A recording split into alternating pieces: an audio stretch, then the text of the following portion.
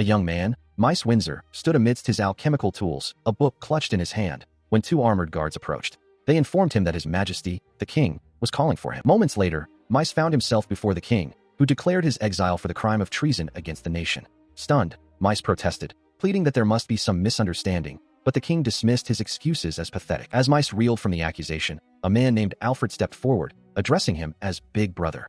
Alfred then questioned Mice's actions, demanding to know why he had broken the taboo and approached Vitra, the guardian dragon. Alfred continued his interrogation, his expression a smug smirk, asking if Mice's behavior was fitting for a candidate to be the next lord, and if he was trying to ruin the country. Mice, his eyes widening in a sudden realization, understood the true nature of the situation. He perceived that Alfred, his younger brother, was aiming to bring him down and usurp his title as the next head of the Windsor family. He wondered if they had finally discovered his hidden connection to the dragon, a secret he had kept for so long. Back in the throne room, Alfred pressed his attack, reminding everyone that their country had become a great nation thanks to the guardian dragon Vitra. He then directly accused Mice of attempting to win over Vitra. Alfred, standing behind Mice, continued his relentless questioning, demanding to know what Mice was plotting and if he was aiming for Vitra's power. Mice's mind raced back to 4 years ago, when a giant dragon had suddenly appeared near the royal capital, a pivotal event that now seemed to be at the heart of Alfred's accusations. The colossal guardian dragon, Vitra, had once subdued all the monsters within the land, commanding them not to harm the people of this country. Its majestic figure, reminiscent of a legendary beast, had also effortlessly repelled the invading armies of an enemy nation. And so, Vitra continued to be revered as the guardian dragon that protected the nation. Mice, facing his father, the Duke, questioned if the king's decree of exile was truly acceptable. His father, the Duke, with a heavy heart, formally disinherited Mice, then humbly requested permission to make Alfred the next head of the family. Mice's eyes widened in disbelief as he processed the king's words. Not only was he to be exiled as a fool with no place in the country, but his engagement to the second Princess Lucy was also annulled, with Lucy's hand now promised to Alfred. He desperately warned that Vitra would be enraged if he were exiled, and if that happened, the country would be finished. He clenched his fist, declaring that this was the one thing they must avoid. Before revealing a shocking truth, the guardian dragon Vitra, whom His Majesty venerated, was an artificial beast he himself had created with alchemy. The revelation stunned the onlookers, including the Duke and the King, who stared in disbelief. Alfred, however, merely laughed, mocking his older brother for daring to tell such a tall tale in a public setting. Another young noble, aligned with Alfred, chimed in, accusing Mice of having no shame and being a disgrace to the Duke's family for lying to His Majesty. Mice tried to defend himself, reminding them that they knew his skill was alchemy, but Alfred cut him off, declaring that His Majesty had heard enough and that no one would believe he created the guardian dragon with alchemy. The king, dismissing Mice's claims as foolish nonsense, silenced him. The Duke then proposed a new idea to His Majesty, suggesting they send Mice to the remote region of Belgrade. Alfred, smirking, agreed, thinking to himself that his brother was now truly his. Mice's eyes widened in utter shock at the mention of Belgrade. The journey led through endless, dense forests, a landscape that stretched far beyond the familiar borders of the kingdom. He remained in the royal court, listening as a noble confirmed the king's decision, stating that Belgrade would indeed serve as his place of exile. Another official inquired about the region, noting that its previous lord had died of illness, leaving the land in a dire state, a fact the first official readily affirmed. His pleas were met with cruel laughter from Alfred, who mocked him, declaring that Belgrade would be his end. Alfred then imperiously ordered the knights to drag him away, while he desperately cried out for them to wait. He continued to plead with the king, begging for an audience, but His Majesty, from his distant throne, sternly warned him to be silent, threatening him with death if he persisted in his whining. Held firmly by the guards, he could only think of the grim implications of his situation, a sense of dread washing over him. A heavy door closed, the sound of its latch clicking into place echoing the finality of his exile. The cart rumbled along a dirt path, its wheels churning through the terrain as the journey continued towards the distant, unknown settlement of Belgrade. He peered out of the cart's window, his thoughts consumed by how he would explain his predicament to Tinny. Suddenly, the journey was violently interrupted as a guard outside was struck down by a massive hammer. The impact shattered the cart, sending splinters of wood flying. He was thrown to the ground, looking up in shock as the remaining guards were overwhelmed by unseen attackers. He found himself on the ground, surrounded by a group of stern-faced men, many with bandaged eyes or foreheads, who stared down at him with an air of hostile curiosity. He found himself on the ground, his eyes wide with a mixture of confusion and dawning realization as the chaos of the ambush settled around him. His surprise quickly turned to alarm as the locals, whom he had just arrived to meet, swarmed him. They shouted accusations, calling him a plague-bringer and demanding divine retribution. Their faces contorted with rage as they struck him, proclaiming, "Long live justice." He tried to reason with them, urging them to calm down and wait a moment, but his words were lost in the clamor. Despite his pleas, they dragged him before a group of their leaders, who stared down at him with stern, accusing eyes. One of them, a man with a bandaged forehead, pointed a finger and declared, "Mice Windsor, how dare you utter such blasphemy, claiming to have created Lord Vitra?" He insisted it was the truth, but his words were met with a resounding no. He could only watch as another official, his face contorted in outrage, echoed the sentiment, shouting, "Blasphemy." The weight of their collective fury pressed down on him. The accusations intensified, the bandaged official declaring that such a crime deserves 1,000 deaths and was an act of such disrespect. Another official raised a weapon, ready to strike, demanding he atone with his death. Mice could only gasp in shock, his fate seemingly sealed. Just as the blow was about to land, a colossal shadow fell over the scene. From the sky, the mighty guardian dragon Vitra descended, its powerful form filling the air. The attacking officials looked up, their faces shifting from rage to awe and terror, some exclaiming, "Oh, it's Lord Vitra, the guardian dragon." The massive creature descended, landing amidst the terrified crowd. One official, desperate, pleaded with the dragon, believing it had come to punish mice. "Please look, your enemies are being punished by divine wrath. Lord Vitra, grant us your mercy." The dragon, however, merely let out a low, guttural sound, its gaze fixed on the officials. Without warning, the guardian dragon unleashed a torrent of destructive energy, sweeping across the ground and engulfing the very officials who had just been so confident in their divine justice. The devastating assault continued, a blinding wave of power tearing through the area, leaving destruction in its wake. Amidst the chaos, he watched, wide-eyed, as the dragon's wrath turned upon his attackers. The officials screamed in terror, some pleading, "Guardian dragon, Lord Vitra, why are you doing this to your loyal servants?" But Vitra showed no mercy, its dark, imposing form continuing its relentless assault. He lay on the ground as the massive maw of the guardian dragon Vitra loomed over him, its voice echoing with a chilling warning.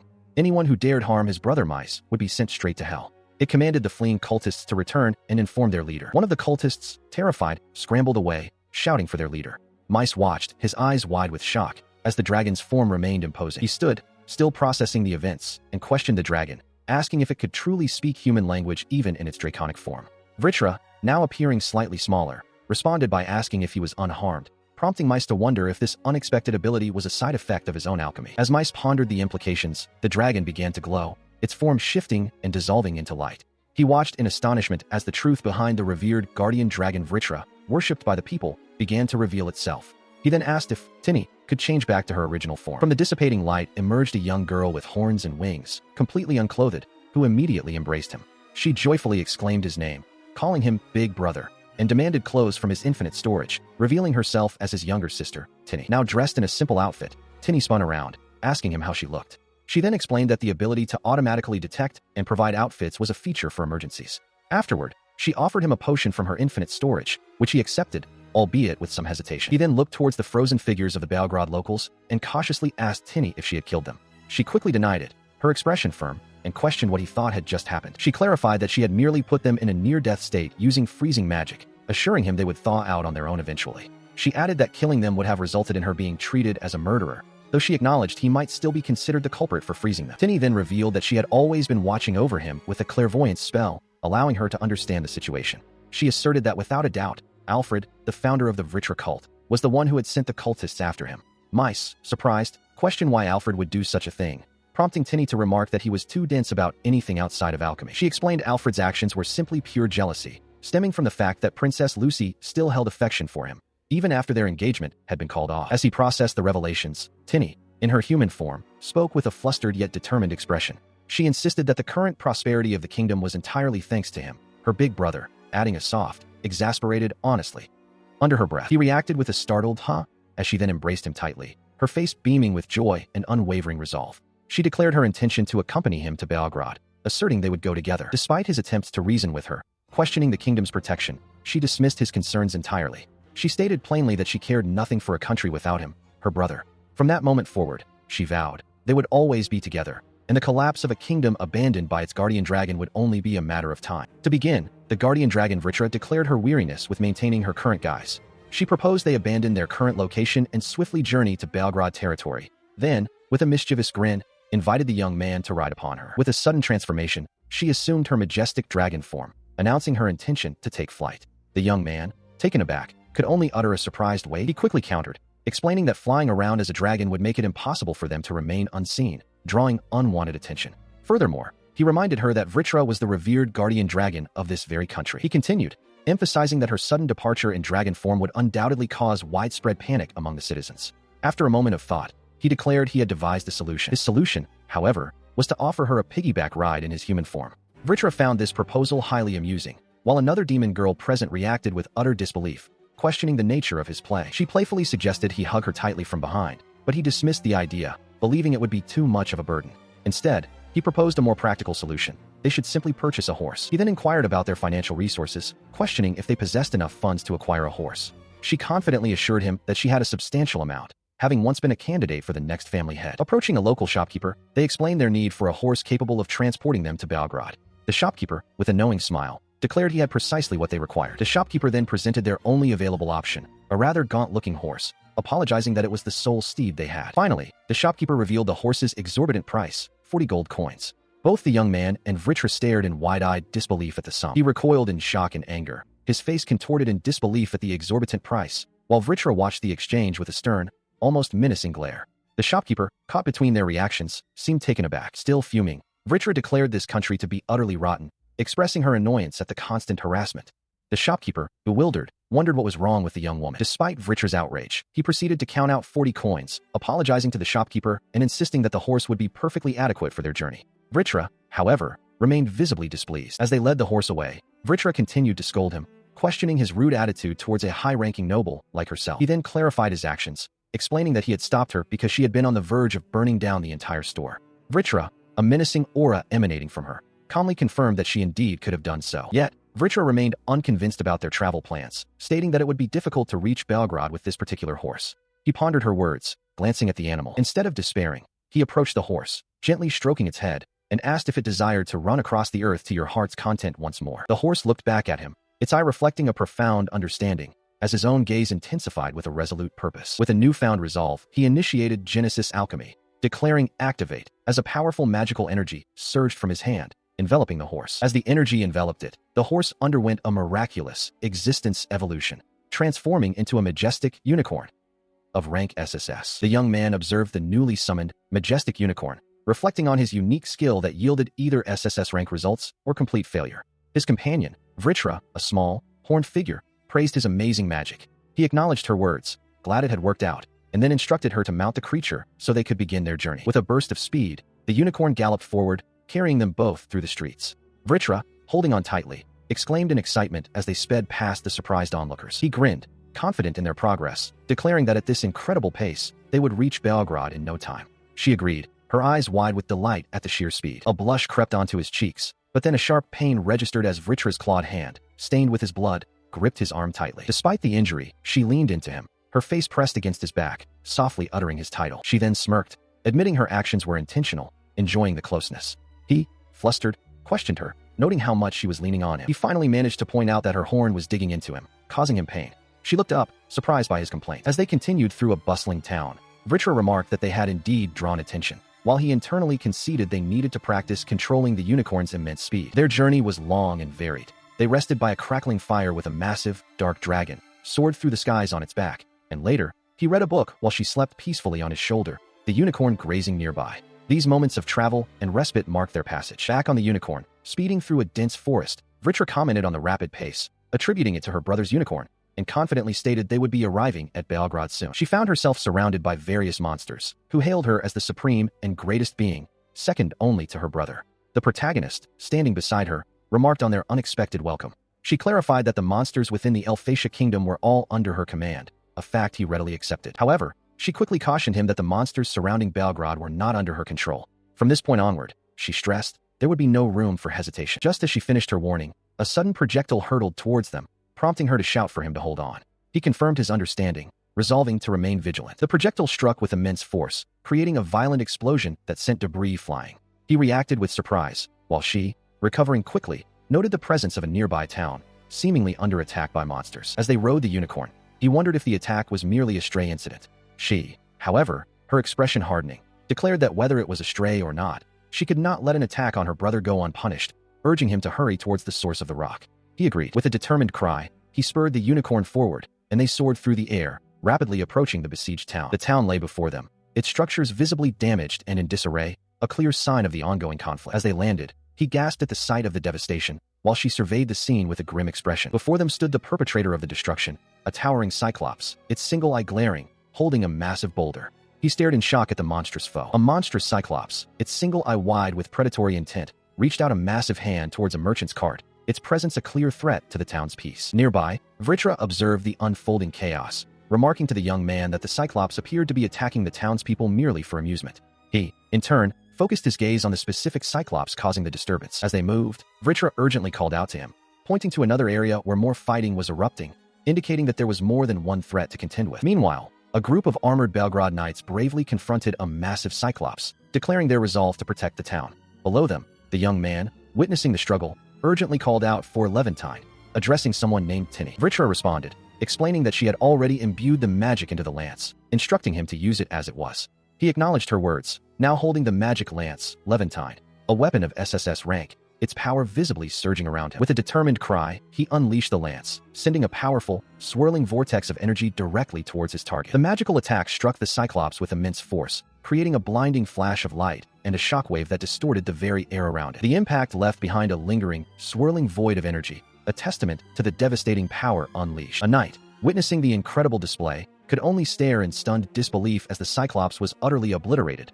leaving nothing but a trail of smoke and destruction in its wake. Still reeling from the sudden, overwhelming defeat of the Cyclops, the Knights of Belgrade stared in disbelief. They questioned if the fallen monster was truly an A-rank threat, and how it could have been pulverized in a single hit. Meanwhile, Vitra, with a mischievous grin, praised the protagonist, her brother, for his impressive feat, while he appeared slightly flustered. As their shock began to subside, the knights turned their attention to the mysterious newcomers, demanding to know their identities. They were particularly astonished by the sight of the holy beast, a unicorn, accompanying the pair. Before the knights could press further, the ground trembled as more Cyclops emerged from the shadows, their massive forms towering over the group. Vitra, embracing the protagonist, casually introduced him as her brother, Mice, just as the knights screamed in terror. She then sharply commanded them to lower their heads as one of the colossal beasts lunged forward. Responding to the immediate threat, Vitra launched herself into the air, her bat-like wings unfurling. With a powerful surge of energy, she unleashed a devastating attack that ripped through the air, creating a massive shockwave that shattered the very ground beneath the Cyclops. Her assault continued relentlessly. With incredible speed and force, she struck one of the Cyclops, sending its enormous body hurtling through the air, a testament to her overwhelming power. Moments later, Vitra stood calmly amidst the debris, having effortlessly dispatched the monstrous Cyclops. The protagonist, witnessing her raw strength, could only utter a surprised remark, while the knights remained utterly dumbfounded by the display. Suddenly, a new voice cut through the air. A determined young man, clad in similar attire to the protagonist, declared his arrival from the royal capital, asserting his intention to join the defense of the town. Vitra, observing the new arrivals, inquired if they had sustained any injuries. Meanwhile, the Belgrade knights, now coughing noticeably, recognized the newcomer's affiliation with the royal capital, their expressions shifting from bewilderment to concern. The protagonist's eyes widened in shock as Vitra, with a grave expression, revealed the grim truth. They have the Black Death. The coughing of the royal capital's envoys echoed ominously, confirming her dire pronouncement. He found himself being warned by the Belgrade knights, who urged him to stay away lest he become infected.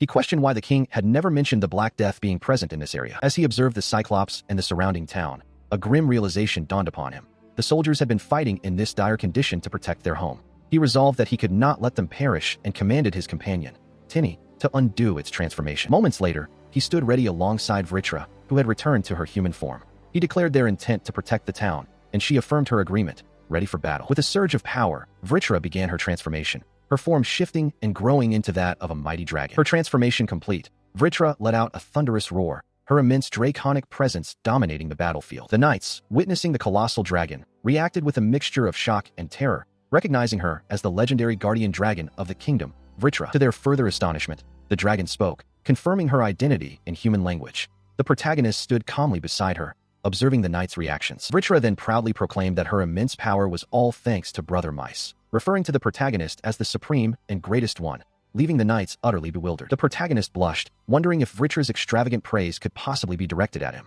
Meanwhile, a Cyclops charged forward, while Tinny, the imp-like creature, watched the unfolding events with an unimpressed expression, muttering that such foolishness was worth 1,000 deaths. Ignoring the imp's cynicism, Vitra unleashed a devastating breath attack, a concentrated blast of energy erupting from her maw and hurtling towards the charging Cyclops. Still in her formidable dragon form, she challenged her unseen opponent, questioning if they truly believed escape was possible. The colossal dragon-like creature, a formidable guardian, declared its dominion over the land, asserting that any aggression against the town would be met as an act of war against it and its master, Brother Mice.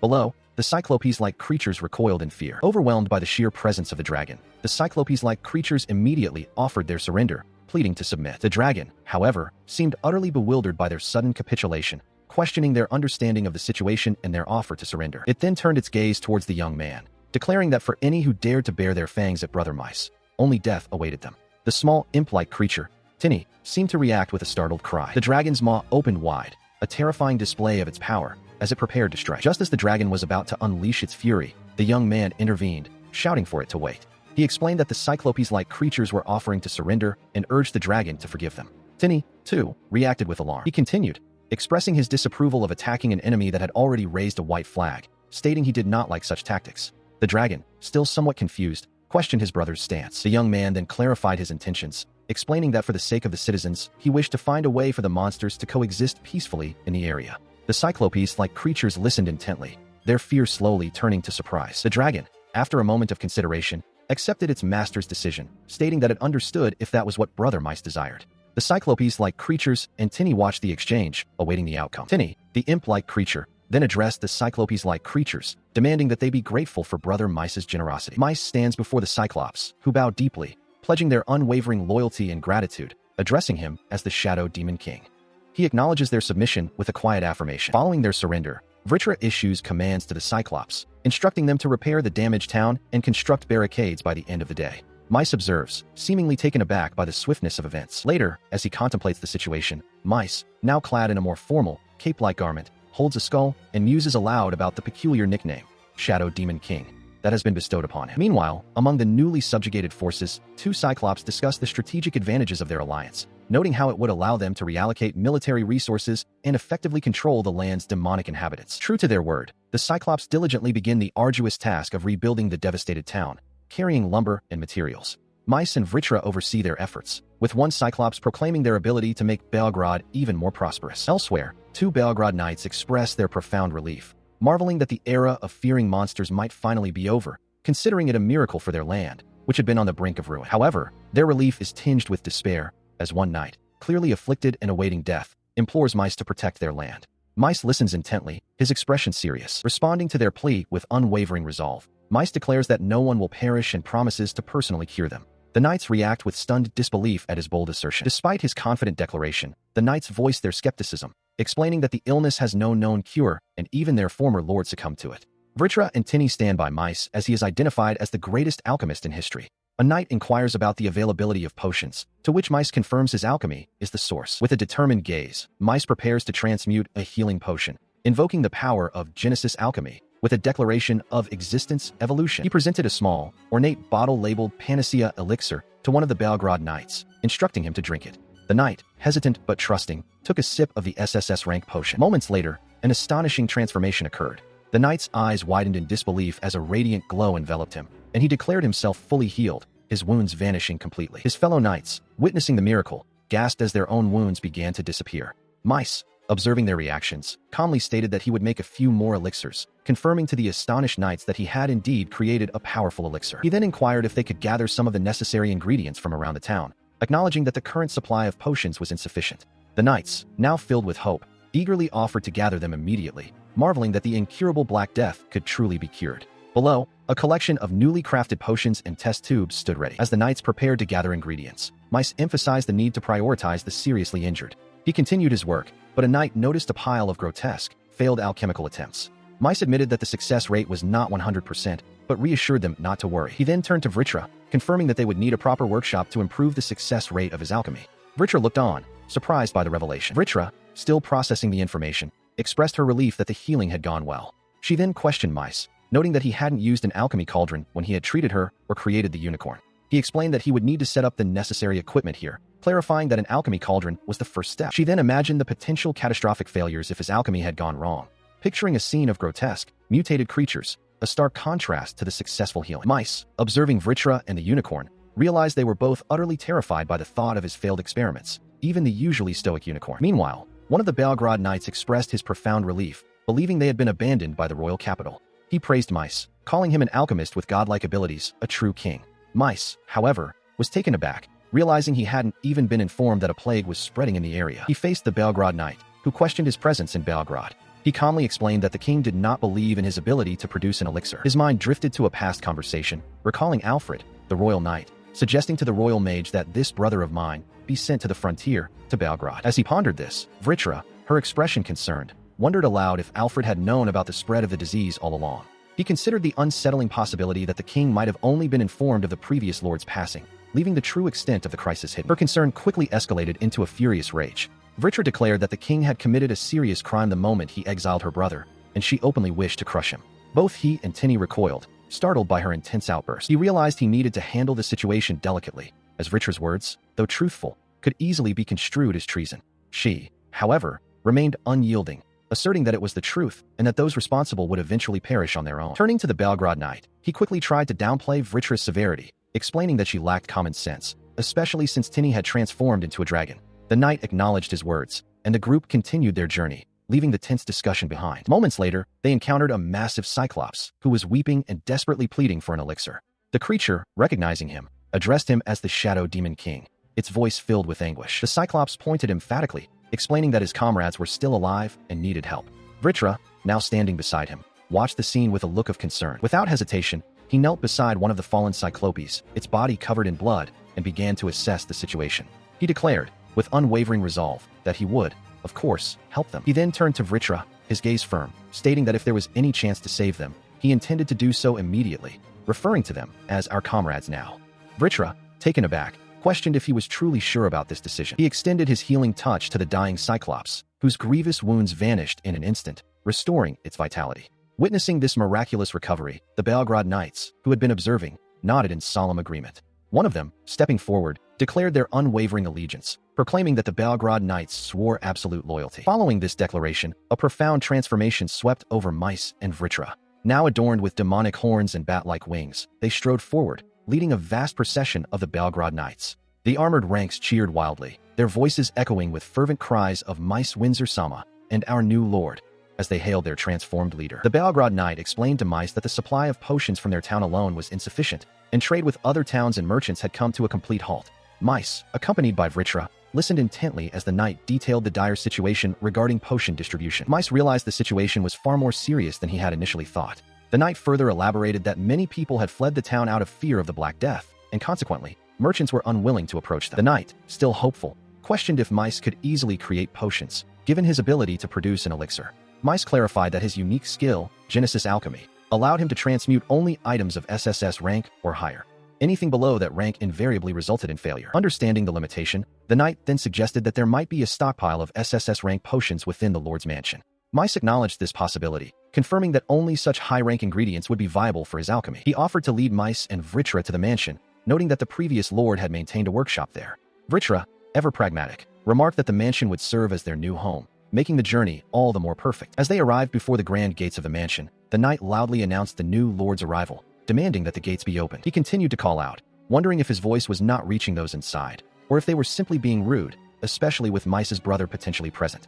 Yet, only silence answered his repeated shouts. Vitra, growing impatient, questioned if anyone was even inside the mansion. Mice looked on with a surprised expression, while the knight, flustered by the lack of response, offered his deepest apologies for the situation. Mice pondered the possibility of someone being alone in such a vast mansion. It was known that after the previous lord's passing due to illness, a young maid named Eris was supposed to be managing the estate. He urgently commanded Tini to open the gate, his mind racing with the possibility that the mansion's occupants had collapsed from the Black Death. Tini, in her transformed state, readily agreed. With a powerful surge, she effortlessly tore through the mansion's gate, reducing it to splinters. Vitra, observing the display, remarked that such a feat was trivial compared to her true dragon form, confirming that Tini was indeed the guardian dragon Vitra. The royal knight and royal mage watched, impressed. Having completed her task, she reverted to her smaller, imp-like form, appearing somewhat exhausted. The protagonist, realizing his initial plan for her to unlock the gate from the inside was now moot, suggested they have one of the Cyclops fix the damage later, lamenting the state of the gate. The royal knight, surprised by the protagonist's quick thinking and resourcefulness, exclaimed his admiration for such reliability. Despite the dramatic entry and the considerable noise, the mansion remained eerily silent. He observed the broken gate, a grim realization dawning on him that something significant had indeed occurred, yet there was still no response from within. Stepping inside the grand, deserted hall, the group began to call out for Eris, their voices echoing through the silence. The royal knight, his voice filled with growing concern, ascended the grand staircase, repeatedly calling out Eris's name, but only silence answered him. The profound quiet of the mansion settled heavily upon the protagonist, and he voiced his growing unease, admitting to a bad feeling about the unsettling stillness. Deciding they could not wait any longer, he quickly formulated a plan, instructing the royal knight to search the second floor while he and Tini would cover the first, urging them to hurry and find the maid. As they prepared to split up, he activated his farsight ability, his eye glowing with an inner light, preparing to use his unique skill to aid in their search. He activated his farsight, scanning the entirety of the mansion, His enhanced vision confirmed that, besides their own group, there were no other living souls within the vast, silent estate. The rooms below, from the grand dining hall to the ornate living spaces, lay perfectly clean and undisturbed. As he continued his search, peering out a window, a thought crossed his mind. Maid Eris had been maintaining this enormous mansion all by herself. He observed the pristine condition of the interior, realizing that despite the master's passing and the lack of pay, the mansion had been thoroughly cleaned in every corner. Moments later, Vitra descended the stairs, reporting that there was no one on the second floor. She then added a crucial detail, realizing that someone must have been there until just a short while ago. He turned to her, asking if Tinny's farsight had yielded any further findings. Vitra confirmed that even with Tinny's skill, she couldn't find anything else. It truly seemed as though there was no one left inside the mansion. As the group continued their methodical sweep, the Belgrade knight pointed towards a specific area, indicating something was over there. Following his gaze, they discovered a cat, a domestic feline with striking black, white, and tabby markings. Vitra immediately recognized it, stating it appeared to be the cat kept at the mansion. The creature let out a soft meow. Vitra, surprisingly, began to communicate with the cat, then turned to him, explaining that the feline wished to come with them. The cat continued to meow, seemingly confirming her words. He clarified to the bewildered Belgrade knight that Vitra possessed the ability to communicate with creatures that didn't speak their language, a unique side effect of her dragon transformation. The knight, still surprised, asked if she could truly understand what the cat was saying. He agreed, deciding that they should try bringing the cat along. With that, the small feline followed them, leaving the mansion behind. He was still with Vitra and the mansion cat when the feline suddenly darted forward, leading them to a shocking discovery. Someone had collapsed outside the mansion. As they approached, they found a maid lying unconscious, her face marred by dark spots, clear symptoms of the dreaded Black Death. He immediately recognized the severity and urged her to drink an elixir. Moments later, the maid stirred, her eyes wide with surprise as she realized her body felt healed. She questioned if she had been cured, and he confirmed, relieved they had arrived just in time. She then asked who he was, wondering if he was a doctor. She quickly apologized for her rudeness upon learning that he was the new Lord of Belgrade. Vitra then introduced him as Mice Windsor, confirming his new title. The maid, introducing herself as Eris, explained that she had served the lords of the land for generations and thanked them for saving her. Vitra then pointed out that the little cat, whom she called Mina, had been the one to show them the way. Eris, now holding Mina, expressed her gratitude to the cat, embracing her warmly. He then asked Eris if she could guide them to the workshop, a request that seemed to surprise her. As they walked, he stated their immediate need to mass-produce elixirs. Eris, concerned for his well-being, offered to prepare a room for him, suggesting he take it easy after his long journey. Eris's concern was echoed by an older, distinguished man who confirmed that the medicine she had taken earlier was indeed an elixir. He questioned his decision to mass-produce elixirs, reminding him that he had just been using alchemy in town a little while ago and must be tired. Vitra also looked on with a worried expression. He, however, remained resolute. He declared there was no time to rest, as the town was on the verge of collapse.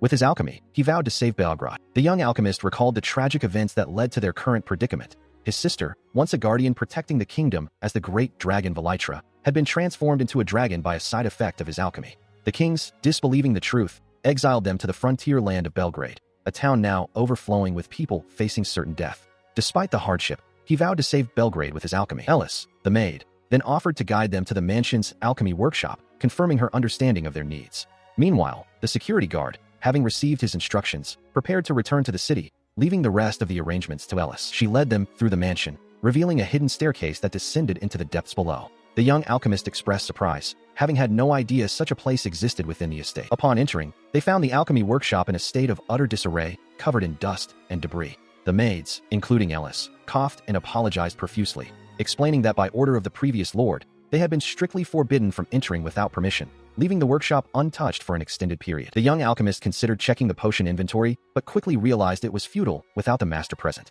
He suggested they should clean the workshop first, acknowledging the daunting task ahead. As he pondered, Elis suddenly began to remove her maid uniform, much to the shock and confusion of both the alchemist and his sister. He exclaimed her name, demanding to know why she was disrobing. She then asked, with a hint of apprehension, if he intended to hit her with a whip, revealing a disturbing expectation based on past experiences. He reacted with shock and disbelief, vehemently denying any such intention. Elis, surprised by his response, confirmed that the previous lord had indeed treated the other maids in the same cruel manner, leading her to believe it was the norm. He reiterated his stance, firmly stating that he would never do something so abhorrent, leaving Elis to gaze at him with a mixture of surprise and dawning realization. He addressed Elis, thanking her profusely, then turned to his sister, warning that he would give a stern warning to anyone who dared to mistreat the maid. His sister, however, interjected with a wide, sharp-toothed grin, cautioning him not to make any strange advances, regardless of how great he might be. As Elis offered to clean, he accepted, leaving the task to his sister, who enthusiastically declared it an honor. She then activated her infinite warehouse ability. Immediately, she unleashed a powerful gust of wind magic, creating a vortex that rapidly absorbed the scattered items from the workshop, much to Ellis's astonishment and his brother's calm observation. In moments, the room was transformed, impeccably clean, as the dragon sister stood proudly, her task complete, while Ellis and the alchemist looked on. Ellis, witnessing the magic, questioned if the items had simply disappeared, then watched in awe as the sister effortlessly retrieved an item, explaining that her infinite warehouse was a unique magical tool, the only one of its kind, created by her brother's alchemy. Her amazement grew as the sister further explained that her brother had also created numerous magical spears, swords, elixirs, and even a sacred beast unicorn, prompting Ellis to wonder what else he had made. Still reeling from the revelations, Ellis brought up the Windsor ducal family, noting that she had heard they were descendants of the great alchemist Paracelsus. The sister quickly corrected her, asserting that Master Mise's power far surpassed that of Paracelsus, dismissing any comparison. Despite his sister's fervent praise, he looked down at his hands, humbly stating that he was still quite inexperienced. His eyes, usually sharp, now narrowed to predatory slits, reflecting a hidden aspect of his being as he brought a hand to his face, perhaps in thought or subtle discomfort. The young alchemist and his dragon sister stood before a massive alchemy pot, its design notably different from their usual equipment. His sister inquired if the location was suitable for its use. The butler, observing the peculiar vessel, questioned if it belonged to the alchemist's father. The alchemist explained it was a long story, acquired before their journey began. Suddenly, a monstrous, clawed hand violently tore through the wall, startling the butler, who cried out in alarm. From the gaping hole, a colossal, dark, dragon-like creature emerged, its red eyes glowing menacingly. The butler, recognizing the entity, exclaimed its name in shock. The dragon, which was the sister's true form, declared that the transformation wasn't as lengthy as the alchemist had implied, and that the alchemy pot was a request from a daughter to her father, which it now offered to him. The maid, still bewildered, questioned the dragon's meaning, wondering if the small, chibi-like figure of the dragon's sister was indeed the younger sibling. The alchemist, however, seemed unconcerned, smiling as he declared that there was no problem. Both the maid and the butler stared in disbelief, uttering the dragon's sister's name in confusion. She, now in her human-like form, smiled serenely and revealed her true identity as Vitra, the guardian dragon. She explained that she could not transform in their current location, so they were not obligated to believe her immediately, but assured them they would eventually comprehend. Later, the alchemist surveyed a room filled with alchemical ingredients, lamenting their dwindling potion stock despite the presence of various materials like flame crystals, sea beast's claws, and demon beast's horns. He pondered if there was no solution to their predicament. Nearby, the maid gently admonished a calico cat, Mina, who seemed quite fond of her, suggesting it was not a suitable place for the feline. As they continued their discussion, the maid mentioned a theory regarding the Black Death, tormenting various regions, suggesting it was caused by a bird, though she admitted to not knowing the full details. The alchemist listened, his expression serious. The maid then revealed that Mina, the calico cat, was exceptionally intelligent and had guided them to assist him. To the alchemist's astonishment, she clarified that Mina was, in fact, a rat. The alchemist, with a nervous expression, announced that he was about to present a terrible proposal, emphasizing that they were free to refuse if they found it disagreeable. Holding a book, the alchemist, with a determined gaze, proposed to evolve Mina into a sacred beast using his alchemy. He assured them that he would halt the process immediately if Mina herself expressed any dislike for it. The maid listened, her eyes wide with surprise. He continued to explain the gravity of the situation to Mina, stating that while he would be honest, the success rate of alchemy was not absolute. Especially when dealing with living beings, there was a risk of them transforming into monsters. Mina, the small calico cat, reacted with a surprised "huh" at the mention of such a terrifying possibility. The alchemist acknowledged that it would be a lie to say he wasn't worried, but he made a solemn promise. Even if she were to turn into a monster, he would absolutely bring her back. Ellis, holding Mina, listened with a worried expression. Ellis looked at her master, her expression shifting from worry to resolve, declaring her unwavering belief in him. Her eyes, wide and earnest, reflected her deep trust in the alchemist. Mina then let out a soft meow, which the dragon sister immediately interpreted as a clear yes. The alchemist, surprised, asked Mina to try talking, then realized it was her turn to communicate her decision. The dragon sister, holding Mina, clarified that the cat was expressing a willingness to do anything to help Mom. She then explained that she possessed the unique ability to understand the language of monsters and animals, and she wished to continue conversing with Mina. She further translated Mina's thoughts, revealing that the cat was grateful to Ellis for picking her up 3 years prior.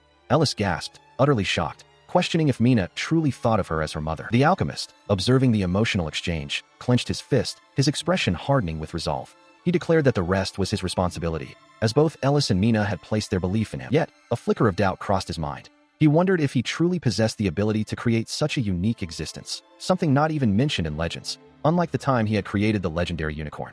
Mina and the dragon sister watched him intently. The alchemist, still grappling with his doubts, felt a gentle touch. His sister, Vitra, held his hand, her expression soft and reassuring. She looked at him with unwavering conviction, declaring her absolute belief in his abilities. "My brother can definitely do it," she affirmed, her words echoed by her internal thought. I also believe in my brother. With his sister's support bolstering his resolve, he turned to the large alchemical pot, its contents already prepared.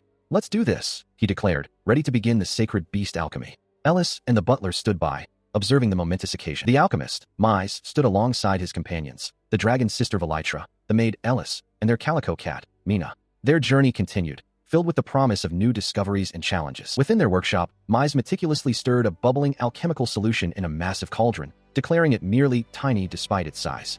Ellis watched with curiosity, while Vitra confirmed his progress with a simple yes. He continued to stir with intense focus, his brow furrowed in concentration as the alchemical energies swirled within the liquid. As the process neared its climax, Mina's eye glowed with an unusual intensity, drawing Ellis's attention. The maid turned to Mise, calling out the cat's name with a hint of concern. Mise, undeterred, roared with exhilaration, proclaiming existence, evolution, and creation alchemy, as the solution erupted with power, signifying a successful transformation to rank SSS. Mina, observing from a distance, appeared startled by the sudden surge of energy. Moments later, the alchemist sat upon a grand, throne-like chair, his back to his companions, as if awaiting the full manifestation of his creation. Vitra and Ellis stood by, their expressions a mix of anticipation and apprehension. Suddenly, both Vitra and Ellis cried out Mina's name in astonishment. Mise, startled, recoiled from a large, furry paw, exclaiming that it was hot, and letting out a surprised nya dash. Before them stood a colossal, transformed creature, identified as the rank SSS sacred beast Mina. The beast, covered in a strange, gooey substance, complained loudly that the hot, sticky material had gotten into its mouth. Ellis, still reeling from the shock of Mina's dramatic change, cautiously approached the massive feline, asking if it could truly understand her. The transformed Mina, now fully articulate, responded with a cheerful, of course, mama, Naya, and expressed profound gratitude to Ellis for always preparing delicious meals, promising to repay her kindness. Mina, now a colossal sacred beast, was the subject of Ellis's excited exclamation. The alchemist, Mise, stood beside Ellis, observing the transformed creature. Ellis, beaming, called out Mina's name, clearly delighted by the outcome. She, in her new, powerful form, responded with a cheerful, yes, Naya, to the alchemist, who then inquired if she could eradicate the rats plaguing the town, which were known to carry the fleas causing the Black Death. The dragon's sister, Vitra, looked on, impressed by the alchemist's deduction. With a triumphant roar, Mina unleashed her formidable cat master skill, summoning a multitude of smaller, agile cat-like creatures that materialized around her, ready for action. The sudden appearance of the summoned cats drew varied reactions from the onlookers. Ellis found them utterly adorable, exclaiming her delight, while the alchemist, Mise, looked on with a mix of surprise and curiosity, wondering aloud about their origin. Vitra also watched, intrigued. Mina proudly confirmed that these were indeed the cats summoned by her skill, her expression radiating confidence as Ellis continued to marvel at their cuteness. She then declared with authority that these summoned creatures would obey her every command, emphasizing her complete control over her newly manifested army. With a decisive gesture and a fierce command, Mina rallied her feline legion, ordering them to exterminate the rats. The summoned cats, agile and determined, sprang into action, ready to cleanse the town of its vermin. As Mina's army surged forth, the alchemist, Mise, reflected on the implications.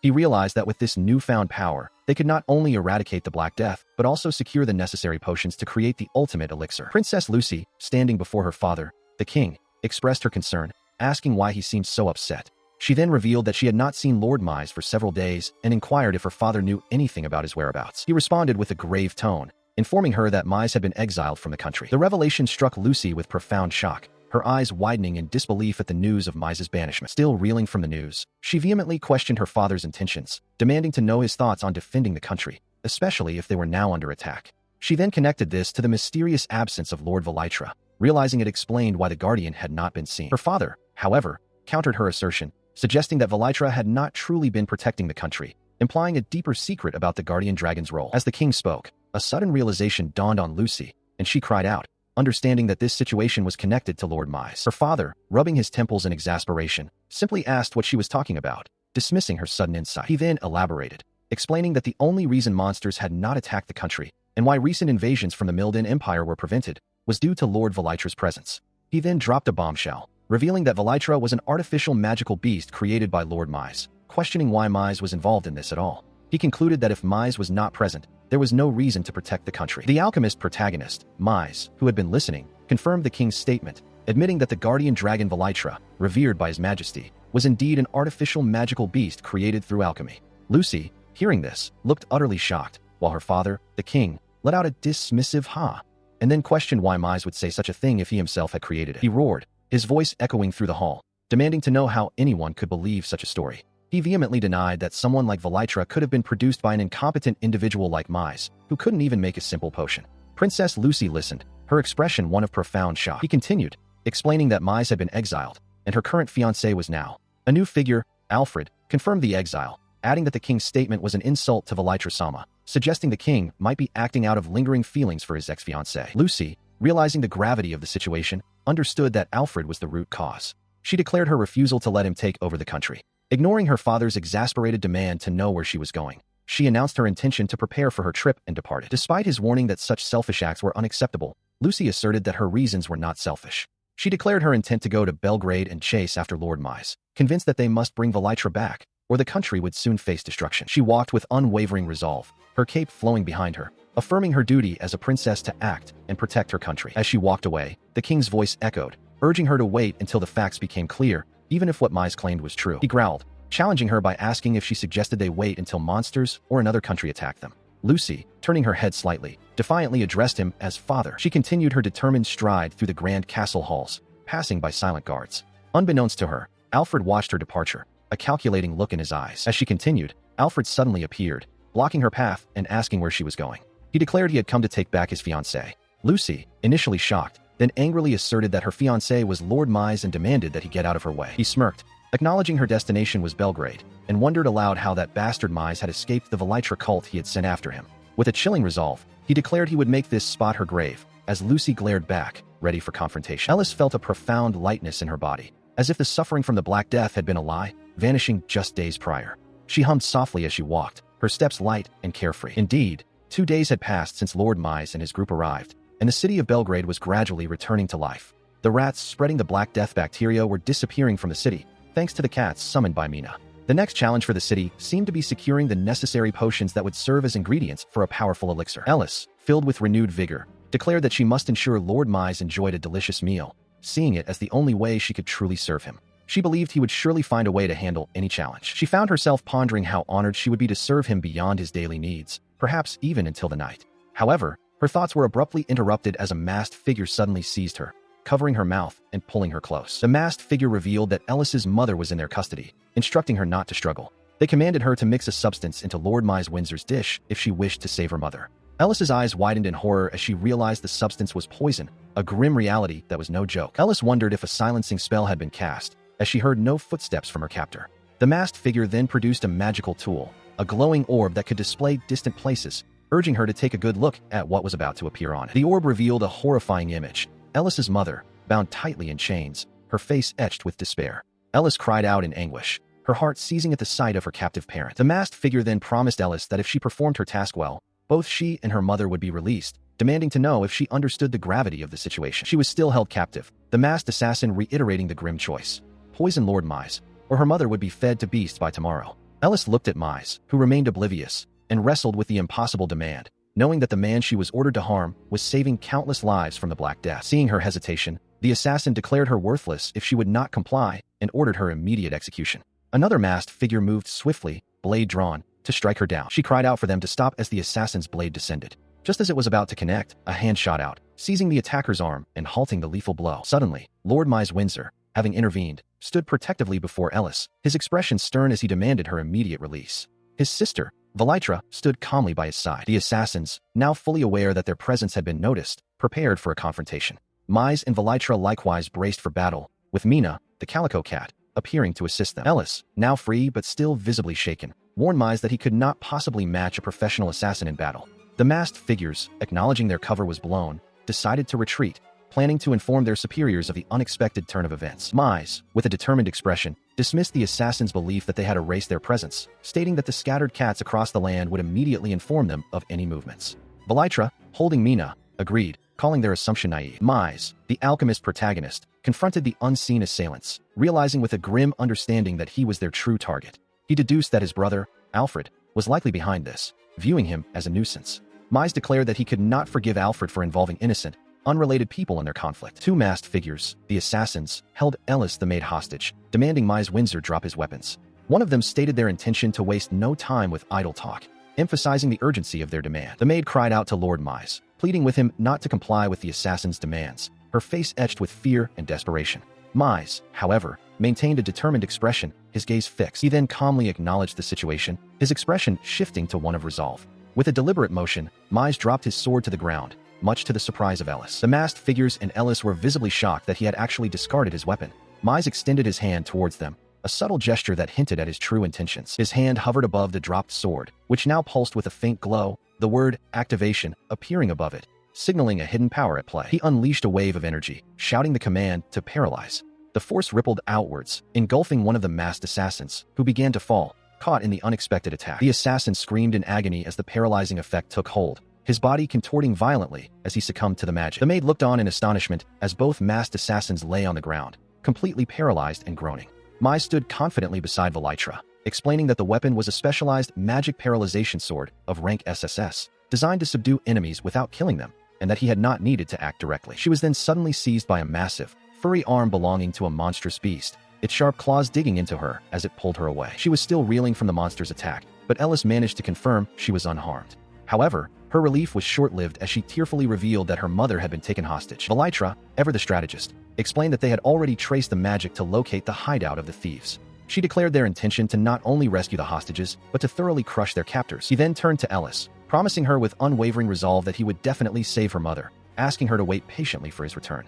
Before departing, he instructed Mina to look after Ellis. Ellis, still visibly shaken, questioned if they could truly accomplish such a feat. Vitra, with a confident wink, and Mize, with a resolute gaze, reassured her, stating there was nothing they, as siblings, couldn't do, and urged her to wait with peace of mind. Her hand, trembling slightly, clutched a piece of shattered glass, a stark reminder of the recent attack and her mother's plight. She cried out, a desperate plea escaping her lips as tears streamed down her face, her heart heavy with fear and hope. Meanwhile, a massive, winged beast, the monster_beast, launched itself into the sky, carrying Mize and Vitra on its back, leaving a trail of displaced air and debris. It soared through the clouds, its powerful wings beating rhythmically. Mize, riding atop the creature, inquired about the hideout's location, to which the beast, known as Tiny, responded that it was a ruined castle hidden deep within the northern forest. It confirmed its understanding of Mize's command to head towards the ruined castle at full speed, accelerating its flight. A woman of noble bearing, perhaps Ellis's mother, found herself in a precarious position, her expression hinting at a deeper concern. Suddenly,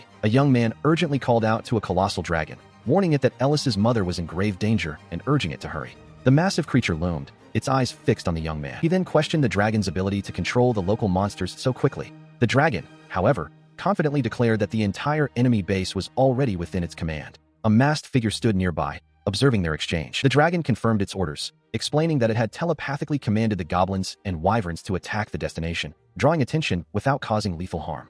The young man rode upon its back, acknowledging the strategy. As commanded, the horde of goblins, armed with crude weapons, stormed the castle gates, their roars echoing through the air.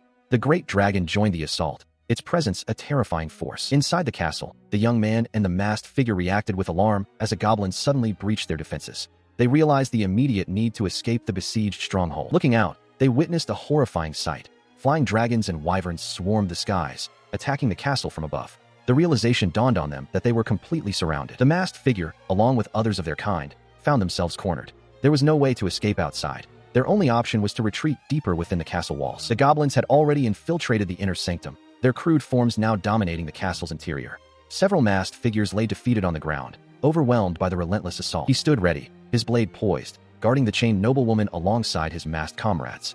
The young man, Tiny, also held a weapon, his gaze fixed on the unfolding chaos. As the monstrous assault continued, the noblewoman, still bound, looked up with a mixture of fear and despair as the massive dragon, brother, announced their arrival, a blinding light erupting around them. Understanding the command, the great beast soared through the air, its powerful wings tearing through the sky as it prepared to charge directly into the crumbling structure. The dragon then slammed into the castle with devastating force, sending debris flying. Below, the young man looked up, his face contorted in a scream of terror as the destruction rained down. Inside, the ninja felt the tremors of the attack, his eyes wide with alarm as the monstrous dragon's grinning maw seemed to loom over him, a chilling promise of destruction. Moments later, the full scale of the threat became clear as the colossal Lord Vitra, the dragon, was seen flying overhead, its presence heralded by the shouts of goblins. The ninja and his comrades stared in disbelief, questioning if this truly was the legendary Vitra. Meanwhile, the young man, his face etched with worry, watched over a small, glowing fairy as his attention was drawn to a young girl, Ellis, who lay unconscious within a shimmering, protective barrier. The noblewoman, seeing Ellis, desperately pleaded for her daughter's safety, urging the young man to save Ellis instead of herself. He quickly moved to untie her, then turned his attention to Ellis, who began to stir, coughing weakly. He reassured the noblewoman that Ellis was safe, explaining that they had come to rescue her specifically at Ellis's request. As the immediate threat seemed to subside, the ninja and his two masked companions looked around, bewildered by the sudden disappearance of Vitra and questioning the identity of these new, unexpected figures. Youngman_1 offered a small, glowing vial to noblewoman_1, instructing her to drink it as it would heal her wounds.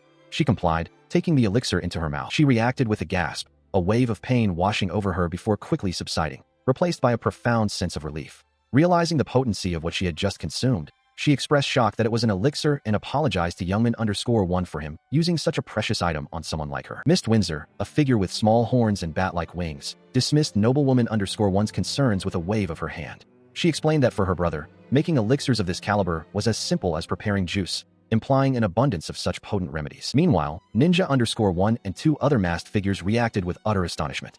They exclaimed that an elixir, a substance they believed to be incredibly rare with only 7 remaining in the entire world, was now in Youngman_1's possession. The revelation left them bewildered. Ninja_1, now identifying Youngman_1 as Mist Windsor, declared that the elixir's rarity was irrelevant. He pointed out that their target had come directly to them, motivating his companions by stating that killing him would secure enough wealth for a comfortable life. He lunged forward with a fierce battle cry, attempting to strike Youngman_1 with his blade. Youngman_1 swiftly evaded the attack, leaping backward while still holding Mist Windsor. His movement created a powerful shockwave that shattered the ground beneath him. As the other masked figures prepared to continue their assault, he landed gracefully, still cradling Mist Windsor protectively, his gaze sharp and determined as he braced for the next wave of attacks. The masked figures continued their relentless assault, throwing multiple blades at Youngman_1, who deftly deflected each one with his own weapon. He parried another direct strike from Ninja_1, his expression serious and focused as he defended against the continuous onslaught. He moved with incredible speed, deflecting a fiery projectile that had been aimed directly at Mist Windsor, who stood behind him, her expression resolute. As the masked figures pressed their attack, one lunged forward, attempting to strike Mist Windsor with a specialized weapon, a perilous sword, but he intercepted the blow, the weapon shattering upon impact. The force of his defense was overwhelming, sending the 3 masked attackers sprawling to the ground, defeated and disoriented. One of the fallen assassins, a muscular figure, questioned the nature of the magic sword that had repelled them, while another, the leader, recalled that their intelligence had labeled him a useless alchemist. Mist Windsor stood over the incapacitated figures, her eyes glowing with an eerie light, acknowledging the incredible strength she possessed, a power that had clearly manifested in the recent confrontation. She found the situation incredibly unpleasant, her gaze fixed on the terrified leader of the assassins. She then referred to him as my brother, a chilling declaration that sent shivers down the assassin's spine. Mist Windsor demanded to know the identity of their employer, giving them a mere 10 seconds to respond. The assassin, still reeling from fear, insisted he could not reveal such information, citing his code. However, the shadowy figure of Youngman_1 intervened, threatening to make the goblins who had attacked earlier play if they did not answer within 10 seconds. The masked figures, utterly terrified, quickly agreed to comply. Under the immense pressure, the assassin leader, trembling, finally revealed their employer's name, Mr. Alfred Windsor. The revelation cut to a man with long dark hair, Alfred Windsor himself, who appeared thoughtful upon hearing his name. Youngman_1, meanwhile, reacted with a start, realizing he had mentioned that name before. He could not believe Alfred Windsor would stoop to such cruelty, involving others in his schemes. Youngman_1 felt the same way, recalling a past conversation where he, too, expressed similar sentiments. Mist_Windsor, however, had a more extreme view, declaring that only death awaited such actions and suggesting they turn the offending country into ashes. Youngman_1 quickly interjected, stating that such a response would be going too far. She then proposed a less destructive course of action, suggesting they send a message as a warning. Youngman_1, addressing her as his big brother, agreed to the warning but made it clear he would not let such transgressions slide again. However, the captured masked figures, now surrounded by goblins, protested vehemently, questioning why they were being subjected to such treatment. Mist_Windsor, with a chilling smile, simply declared that the goblins could do whatever they wished with them. As the masked figures protested further, demanding to know who had made such a promise to them, Youngman_1 stepped forward. He menacingly stated that he would make the goblins who attacked them play, adding with a dark smile that he wouldn't kill them, but implying a far worse fate. True to his word, the goblins immediately swarmed the masked figures, unleashing a brutal assault as their victims screamed in terror. The brutal assault left the masked figures defeated and humiliated, lying battered on the ground amidst the jeering goblins, one of them openly weeping. With the immediate threat neutralized, the atmosphere shifted. Youngman_1 and Mist_Windsor were now in a more relaxed setting, surrounded by goblins who appeared to be serving them, one even addressing Youngman_1 as Lord Vitra. He then turned to a goblin, asking what they would like to do. Mist_Windsor, curious, inquired about the topic. The goblin eagerly reported that there were many potions and food stored in the castle's warehouse. Upon seeing the vast stores of potions, Youngman_1 expressed his astonishment. He realized these were the very supplies that had been disrupting distribution in Belgrade. He then declared that with such a quantity, they could produce a great many elixirs. With a determined look, Youngman_1 inquired if this spreading among the goblins was also true, and then asked if the potions could be transported to Belgrade immediately. A large goblin, addressing him as Shadow Demon King, affirmed his command, as Youngman_1 clenched his fist, clearly formulating a plan. He declared with unwavering conviction that he possessed a definitive plan to resolve the looming threat of the Black Death. Princess Lucy prepared to depart from the kingdom of Elphasia, while her advisor and royal guards attempted to deter her.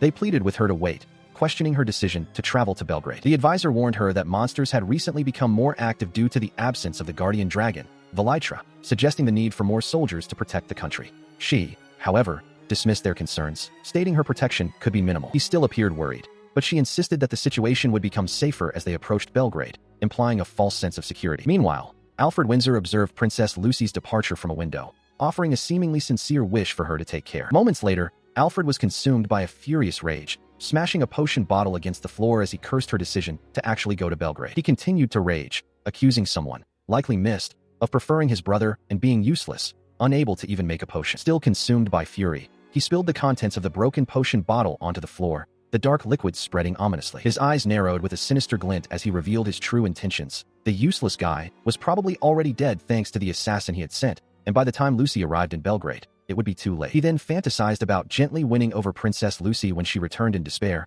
believing she would surely come to her senses, and then the country would be his. Mist Windsor observed him silently, her expression unreadable. Alfred erupted in maniacal laughter, his sinister plan seemingly unfolding perfectly, while Mist Windsor watched him, a small bat familiar flying nearby. A figure in dark, flowing attire, wielding a slender blade, stood amidst the wreckage of what appeared to be a recent skirmish.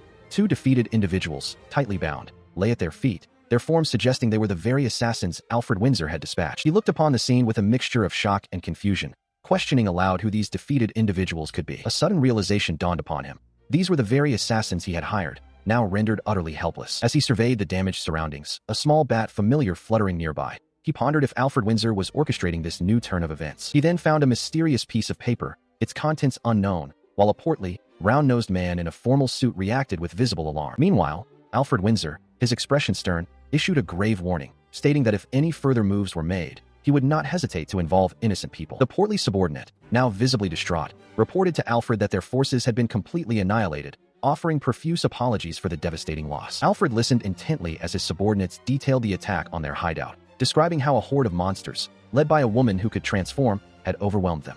One of the subordinates questioned if this powerful woman was the one who became Vitra. The distraught subordinate pleaded for Alfred's help, but he sharply silenced him, dismissing him as a sneaky bastard. Alfred then turned his attention to Mist Windsor, questioning if she had secretly hired a top-notch tamer and a massive number of monsters, implying suspicion of her actions. Mist Windsor, in response, launched a direct attack on Alfred, but he merely scoffed, holding up a communication magic tool of rank A, seemingly unfazed by her assault. He questioned his subordinate, who stood before him holding a glowing device, about the purpose of their visit. The subordinate explained it was an order, then detailed the travel time to Belgrade, estimating 2 days, and noted that Princess Lucy would take at least 5 days to arrive. With a sinister grin, the subordinate declared their intention to invade the city of Belgrade. He explained that they had received information indicating the city was plotting a rebellion against the kingdom's government, then commanded them to burn everything to the ground and annihilate all residents. He continued, instructing them to eliminate everyone and leave no witnesses. A large goblin, armed with a club, listened intently as the subordinate added that they would ensure the blame for the total annihilation would be pinned on monsters during the cleanup. The subordinate, now holding a staff topped with a crystal orb, further elaborated on the plan. He instructed his forces to wear the gear provided to the kingdom's soldiers beforehand, to lure the townspeople into a false sense of security before killing them. He casually added that he would simply claim it was a monster stealing valuables, giving them free rein to do as they pleased. Alfred Windsor acknowledged the plan, stating his understanding. Meanwhile, the subordinate's device emitted a strange, fluctuating signal, accompanied by a low, sinister chuckle. His face twisted into a wide, malicious grin as he reflected on the ease with which he had manipulated the foolish mercenaries, who readily believed his fabricated story about the kingdom's government. Meanwhile, elsewhere, Mist Windsor observed the spreading Black Death, a dark, creeping corruption. She mused about the incredible strength of the woman who transformed into Vitra, and expressed curiosity about those who were mimicking Vitra. She concluded that the invaders would eventually meet their end, and that she should take extra precautions. Back with Alfred, he stood before the bars of a cell, addressing his subordinate, who was also present. He remarked that he should let the creatures exercise once in a while. The subordinate, looking surprised, questioned why Alfred was in such a place. Alfred simply greeted him with a casual hey. Inside the cell, several shadowy, beast-like figures, including a bat familiar, lurked. The eyes of the imprisoned creatures glowed ominously in the darkness, as Alfred considered that it would be cruel to keep them locked up all the time. Later, the subordinate visited Youngman_1, who was recovering in bed. Youngman_1 observed that the spots of the Black Death were fading away, and the subordinate confirmed it, adding that Mist Windsor had taken care of it. A man, recovering in bed, was being tended to by a woman and a small child who joyfully called out to her father. Mist Windsor, standing nearby, received thanks from the recovering man, while Youngman_1 observed the scene. As the recovery continued, Mist suggested to Youngman_1 that they should also consume the elixir and maintain a reserve in case of a relapse. He, in turn, pondered whether the Black Death had spread throughout the city of Belgrade. Moments later, as they surveyed the town, Youngman_1 and Mist were astonished to find it overflowing with cats. The felines were everywhere, from corner to corner, a sight that filled the streets. Mist, delighted by the abundance of felines, explained to Youngman_1 that with so many cats, they could eliminate the mice responsible for carrying the Black Death. She praised him, noting how difficult it was to believe the city had been on the brink of disaster, attributing its recovery to his efforts. Despite her effusive praise, Youngman_1 appeared flustered, internally noting that Mist was exaggerating his contributions.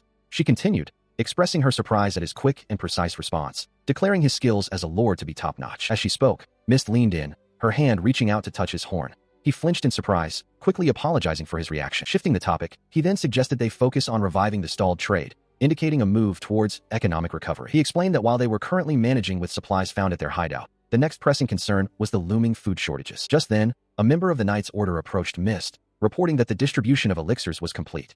Youngman_1, however, looked troubled, realizing that their supply route had been deliberately cut off by someone. His thoughts were interrupted as several grateful townswomen approached, expressing their heartfelt thanks to everyone in the Knight's Order, a gesture that seemed to surprise him. He found himself surrounded by a throng of grateful townspeople, their faces alight with relief and admiration. They pressed in, eager to express their profound thanks to Mist for the miraculous cure to the Black Death. He could only stare, slightly overwhelmed by the sudden outpouring of emotion. As he observed, the townspeople showered Mist Windsor with praise, hailing him as the greatest alchemist in history and the savior who created the miracle potion. Mist, in turn, accepted their adoration with a bashful smile. The townspeople continued their effusive praise, marveling at Mist's ability to cure the Black Death and comparing him to the legendary alchemist Paracelsus.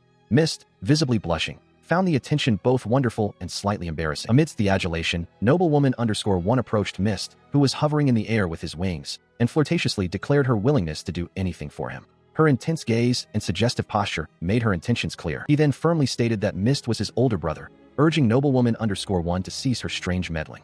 Mist, now on all fours, looked up at him, seemingly in agreement with the sentiment. After this clarification, he issued a directive. For safety, the leaders of the Knight's Order should drink the elixir again, especially since they had been in contact with the infected while distributing it to everyone in the town. Mist confirmed the order, acknowledging his instructions. Suddenly, a violent explosion rocked the city, sending debris flying. He looked up in shock, his eyes wide with alarm, as a massive Cyclops creature was revealed amidst the destruction, seemingly responsible for the blast. A small cat, startled, darted away from the chaos. He stared in disbelief at the unfolding disaster, questioning if it was truly an explosion. Meanwhile, Mist Windsor, with her wings spread, swiftly moved towards the source of the disturbance, her expression grim. As the chaos intensified, he urgently shouted for everyone to flee. Mist, responding to a call of Mina, with a swift, yes, meow, soared into the air, while the townspeople scattered in terror, their screams echoing through the streets. Without hesitation, she launched herself directly at the Cyclops, her claws extended, ready to engage the monstrous threat that had disrupted the city's peace. The townspeople below continued their frantic escape, their faces etched with fear. She unleashed a powerful burst of energy, striking the Cyclops with devastating force. The impact created a massive explosion, sending debris flying and the monstrous creature reeling, much to the shock of the onlookers. As the Cyclops was vanquished, a group of armored figures approached. Youngman_1, now standing beside Mist Windsor in her human form, watched in horror as the town began to burn, realizing the new threat was not a monster, but an attack by magic. The armored figures, identified as human soldiers, advanced with grim determination, their expressions a mix of malice and cold resolve. One of the soldiers questioned if they were burning the town to prevent the spread of the Black Death. Youngman_1 vehemently countered, asserting that the disease had already been cured. Without hesitation, Mist_Windsor launched herself into combat, her form a blur of motion as she engaged the approaching soldiers, her wings and claws ready to strike. Youngman_1 watched the unfolding battle, a dawning realization crossing his face. These soldiers were undoubtedly acting under Alfred's orders. Mist_Windsor, meanwhile, dismissed her opponents as foolish, her resolve unwavering. Her wings spread wide. Mist_Windsor's eyes glowed with an intense, protective fury. She issued a chilling warning, her voice laced with a promise of retribution. A young man stood before a colossal black dragon, its immense form dominating the landscape. He recognized the beast, exclaiming in disbelief that it was the guardian dragon Vitra. As the young man processed this revelation, the ground trembled with the approach of several figures, their armored feet striking the earth with a determined rhythm. The full assembly stood revealed, the young man, accompanied by the colossal dragon Vitra, a towering one-eyed Cyclops, a small but fierce cat, and a contingent of armored knights.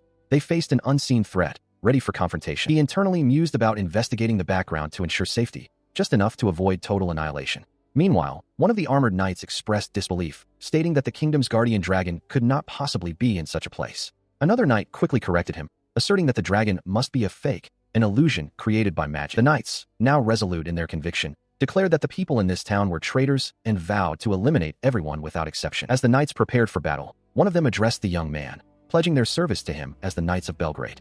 He, with a stern expression, simply commanded, "Everyone," and the knight responded, ready to follow his orders. The battle erupted. Knights charged forward, clashing with goblins and their massive goblin leader.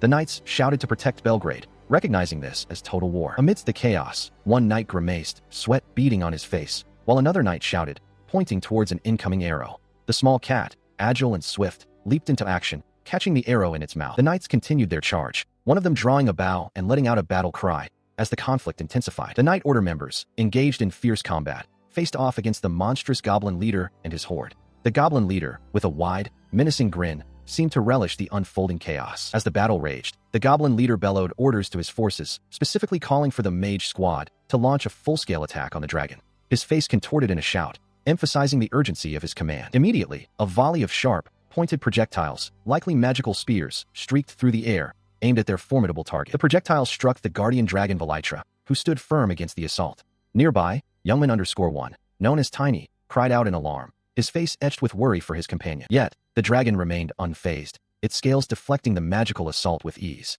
The Knight Order members, witnessing this incredible resilience, could only utter a stunned "huh," as the goblin leader watched, equally surprised. The dragon showed no visible damage, not a single scratch marring its form, a fact that left the Knight Order members in disbelief. One of them exclaimed, "This is not good. No way," as the goblin leader stared, realizing the futility of their attack. Without warning, the dragon retaliated, unleashing a powerful stun bolt from its mouth. The energy blast surged forward, striking the Knight Order members and causing them to scream in terror as their forms began to distort and melt, revealing skeletal visages. Meanwhile, the small cat_1, a surprising ally, launched itself into the fray, delivering a swift cat punch to one of the Knight Order members. The stunned knight questioned the nature of this monster cat, while another, seemingly dazed, mumbled about the town being protected by Mina and others. The goblin leader, seizing the opportunity, brought his massive club down with crushing force, striking a Knight Order member who was already reeling from the chaos. Amidst the ongoing battle, the cat_1, with its sharp claws, continued to engage the enemy, its paw poised for another strike. A massive, one-eyed Cyclops, wielding a crude club, loomed over a tiny, fallen knight. With a powerful swing, it brought its weapon down, crushing the unfortunate warrior. Elsewhere, two more knights found themselves facing a formidable dark figure, clad in heavy armor and wielding a massive weapon, who stood impassively against the desolate landscape. The Cyclops, now joined by a goblin, declared that the knights could advance no further, revealing itself to be an A-rank monster. The knights, horrified, questioned what was happening in their town, as the Cyclops proudly proclaimed its loyalty to Lord Vitra and the Shadow Demon King Mice. Amidst the chaos, a knight archer took aim, preparing to loose an arrow at the monstrous foe. The archer released the arrow, sending it streaking through the air, but the projectile struck the Cyclops' head with little effect, merely causing a momentary shockwave. A knight captain, witnessing the futility of their attacks, desperately urged his comrades to defeat Mist Windsor, believing it to be their only hope. However, the captain's words were met with the grim reality of their situation, as the massive shadow of the Cyclops loomed over their dwindling forces. The captain, now in full retreat with his remaining men, cried out for a full withdrawal, acknowledging their defeat. The dark armored figure, however, remained, its menacing presence a stark contrast to the fleeing knights, and a voice echoed, asking if the pain made them feel like dying. As the knights fled in terror, the Cyclops, the goblin leader, and other goblins gave chase, shouting for everyone to pursue and prevent the leader from escaping. Youngman_1 and Mist Windsor were also seen among the pursuing forces, their expressions resolute. Youngman_1, with a determined smile, and Mist Windsor, equally resolute, prepared for the next phase of the battle. They were joined by a magnificent winged unicorn, ready to charge into the fray. The knight captain, witnessing the arrival of the mythical creature, exclaimed in disbelief, questioning why a holy beast unicorn would appear in such a place. Meanwhile, Youngman_1 rode the powerful unicorn, leading a charge against the remaining knights and wyverns, turning the tide of the battle. The tide of battle had turned with the arrival of the holy beast unicorn, but the conflict was far from over. Youngman underscore 1, swift and precise, launched a surprise attack against an armored commander, his blade aimed directly at the foe's head. The commander, a formidable figure with an eye patch and feathered wings, barely managed to parry the strike with his spear. As the commander recoiled from the sudden assault, Youngman underscore 1 pressed his advantage, moving with incredible speed. The commander and another armored knight cried out in alarm, realizing the gravity of the situation. Youngman underscore 1, with a chilling laugh, declared his intent to finish them, his sword ablur as he continued his relentless attack. Having delivered a series of swift blows, Youngman underscore 1 paused, observing the two armored knights who now stood defensively, their expressions grim. The commander, still clutching his spear, and his comrade braced themselves, understanding the formidable power they faced. Without warning, Youngman underscore 1 moved again, his eyes burning with resolve as he prepared a decisive strike. He declared his intention to activate his power, vowing that the knights would pay for the crime of attacking Belgrade. The commander, witnessing this surge of energy, could only watch in horror. The activated blade descended, and Youngman underscore 1 unleashed his paralyzed sword technique. A wave of energy erupted from his weapon, engulfing the armored commander, who was instantly overwhelmed and rendered immobile by the potent attack. The commander, now defeated, collapsed to the ground, his body unresponsive. Youngman underscore 1 stood over him, his victory clear, as the dust settled around the fallen knight. With their leader vanquished, Youngman underscore 1's allies erupted in a chorus of cheers. They celebrated their lord's triumph, shouting that they had defeated the enemy leader, their voices echoing across the battlefield. Amidst the jubilant cries, Dragon underscore 1, a massive and imposing figure, spoke with an air of confident superiority. He asserted that with him and his brother, there was no one in this world who could defeat their army, dismissing their victory as merely natural. Goblin underscore leader underscore 1 and other goblins grinned in agreement. Youngman underscore 1, surrounded by his triumphant allies, looked on with a determined expression. Dragon underscore 1 and Goblin leader underscore 1 stood beside him, sharing in the moment of victory as the goblins continued their boisterous celebration. Meanwhile, the defeated commander and his comrades slowly began to stir, regaining consciousness. The commander, looking up at the formidable group, remarked with a hint of awe and concern that Youngman underscore 1 had indeed gathered quite an impressive team. As the dust settled from the previous confrontation, a new scene unfolded. From behind a group of armored knights, a small, feline creature with a bow tie, Cat underscore 1, suddenly burst forward, crying out for its big bro. He stood triumphantly atop a defeated monstrous beast, surrounded by other vanquished creatures, his gaze fixed on Alfred of Windsor. He questioned Alfred's continued claim as the eldest son of the Duke of Windsor, his tone laced with challenge as Alfred stared back in disbelief and horror. The young man, Lord Vitra, stood resolute, his gaze fixed on the formidable Dragon underscore 1, his loyal brother. Around them, the world seemed to churn with unseen forces, hinting at the grand adventures that lay ahead. As the battle raged, a group of goblins and wyverns watched from a distance, their attention drawn to the unfolding chaos. The young man, still with his back to them, remained unaware of the new threat emerging. Suddenly, a new figure appeared, observing the young man and his dragon brother as they fought the goblins. He mused aloud, identifying the young man as a mere imitation of fake Vitra. He then declared with absolute confidence that such a fake stood no chance against him. The dark-haired man held a unique, spear-like weapon, its tip glowing with an ominous energy. Meanwhile, the young man, now aware of the new presence, reacted with a startled expression. The dark-haired man, poised for attack, prepared to unleash his glowing weapon. His brother, the massive dragon, intervened instantly, scooping the young man into its mouth to shield him from the impending assault, roaring a protective warning. The dark-haired man's attack continued, a blinding flash of energy erupting from his weapon. The young man, still held by his brother, watched with wide eyes as the assault unfolded. The powerful blow struck a nearby muscular goblin, who had been caught in the path of the attack, sending a shockwave through its body. The spear-like weapon, having found its mark, embedded itself deeply into the ground, leaving a trail of destruction in its wake. The injured goblin cried out in agony, a guttural scream echoing across the battlefield, as the young man looked on, witnessing the brutal power of the new adversary. As dark-haired man underscore 1 continued his menacing display, he unleashed a dark orb, sending his glowing spear-like weapon hurtling towards youngman underscore 1, who reacted with alarm as the projectile approached. The spear-like weapon, now embedded in the ground, pulsed with an eerie light. Dark-haired man underscore 1 mused aloud about its controls, expressing a certain satisfaction with its performance. Youngman underscore 1 deftly dodged another swift attack from the weapon, his movements quick and precise. Dark-haired man underscore 1, observing the evasion, maintained his sinister grin, seemingly enjoying the challenge. He then urgently commanded everyone to fall back, declaring that the formidable antagonist was his and Tiny's opponent. Above them, Dragon underscore 1 descended, ready to join the fray, while a Knight member retreated as ordered. Dark-haired man underscore 1, undeterred, continued to boast, questioning if they were scared of his spear. He proclaimed it the strongest, most unbeatable weapon in the kingdom, capable of piercing even dragon scales. He further revealed that his monstrous ally was a chimera, synthesized from multiple magical beasts, asserting that his opponents stood no chance against such power. Dragon underscore 1, however, regarded dark-haired man _1's pronouncements with an expression of utter amazement, seemingly unimpressed by the display of force. Dark-haired man _1 then turned his attention to young man _1, questioning why the fake Vitra spoke with a woman's voice, dismissing it as some kind of illusion magic that he could easily see through. Young man _1, ignoring the taunt, instead asked if he realized that many innocent people lived in the town. Dark-haired man _1 scoffed at young man _1's concern, revealing that the town was merely a hangout for children infected with the Black Death. Youngman _1 reacted with profound shock and disbelief at this revelation. Still reeling from the shocking news, Youngman _1 then questioned dark-haired man _1, asking if Alfred had also been crapped to him, implying a shared negative history with the individual. He listened as dark-haired man _1 continued his taunts, accusing Youngman _1's deceased sister of being the one who brought the germs to the Duke of Windsor's family, then mockingly asked if he was still fixated on her death from 4 years prior. Dark-haired man _1's face contorted in a furious scream, demanding to know what Youngman _1 would do if he himself caught the Black Death. Youngman _1, clutching his sword, was visibly shaken by the outburst and the implications. A memory flashed through Youngman _1's mind. For years ago, he had desperately tried to save his sister, Ellis, but at that time, he still did not fully comprehend the extent of his own abilities. Returning to the present, Dragon _1 addressed Youngman _1 as Tiny, acknowledging his long service to the kingdom. Youngman _1 reflected that he did not suddenly develop resentment towards his brother, nor did he instantly master the creation of elixirs. It took countless failures before he finally succeeded. Standing atop the massive Dragon _1, Youngman _1 affirmed his gratitude for his hard-won abilities, stating that thanks to them, he was now capable of protecting his brother. Dark-haired man _1, his face twisted into a wide, unsettling grin, abruptly interrupted Youngman _1's thoughts, demanding to know what he had been whispering about.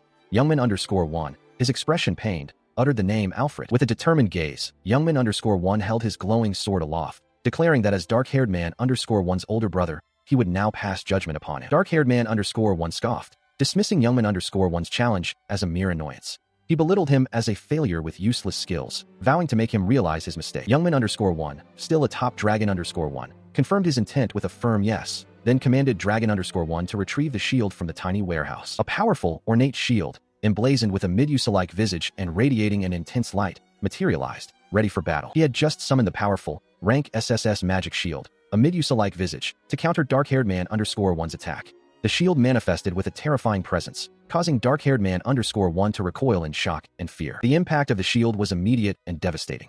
Dark-haired man _1's spear, which he had just wielded, shattered into countless tiny pieces, leaving him stunned and exclaiming in disbelief at the destruction of his weapon.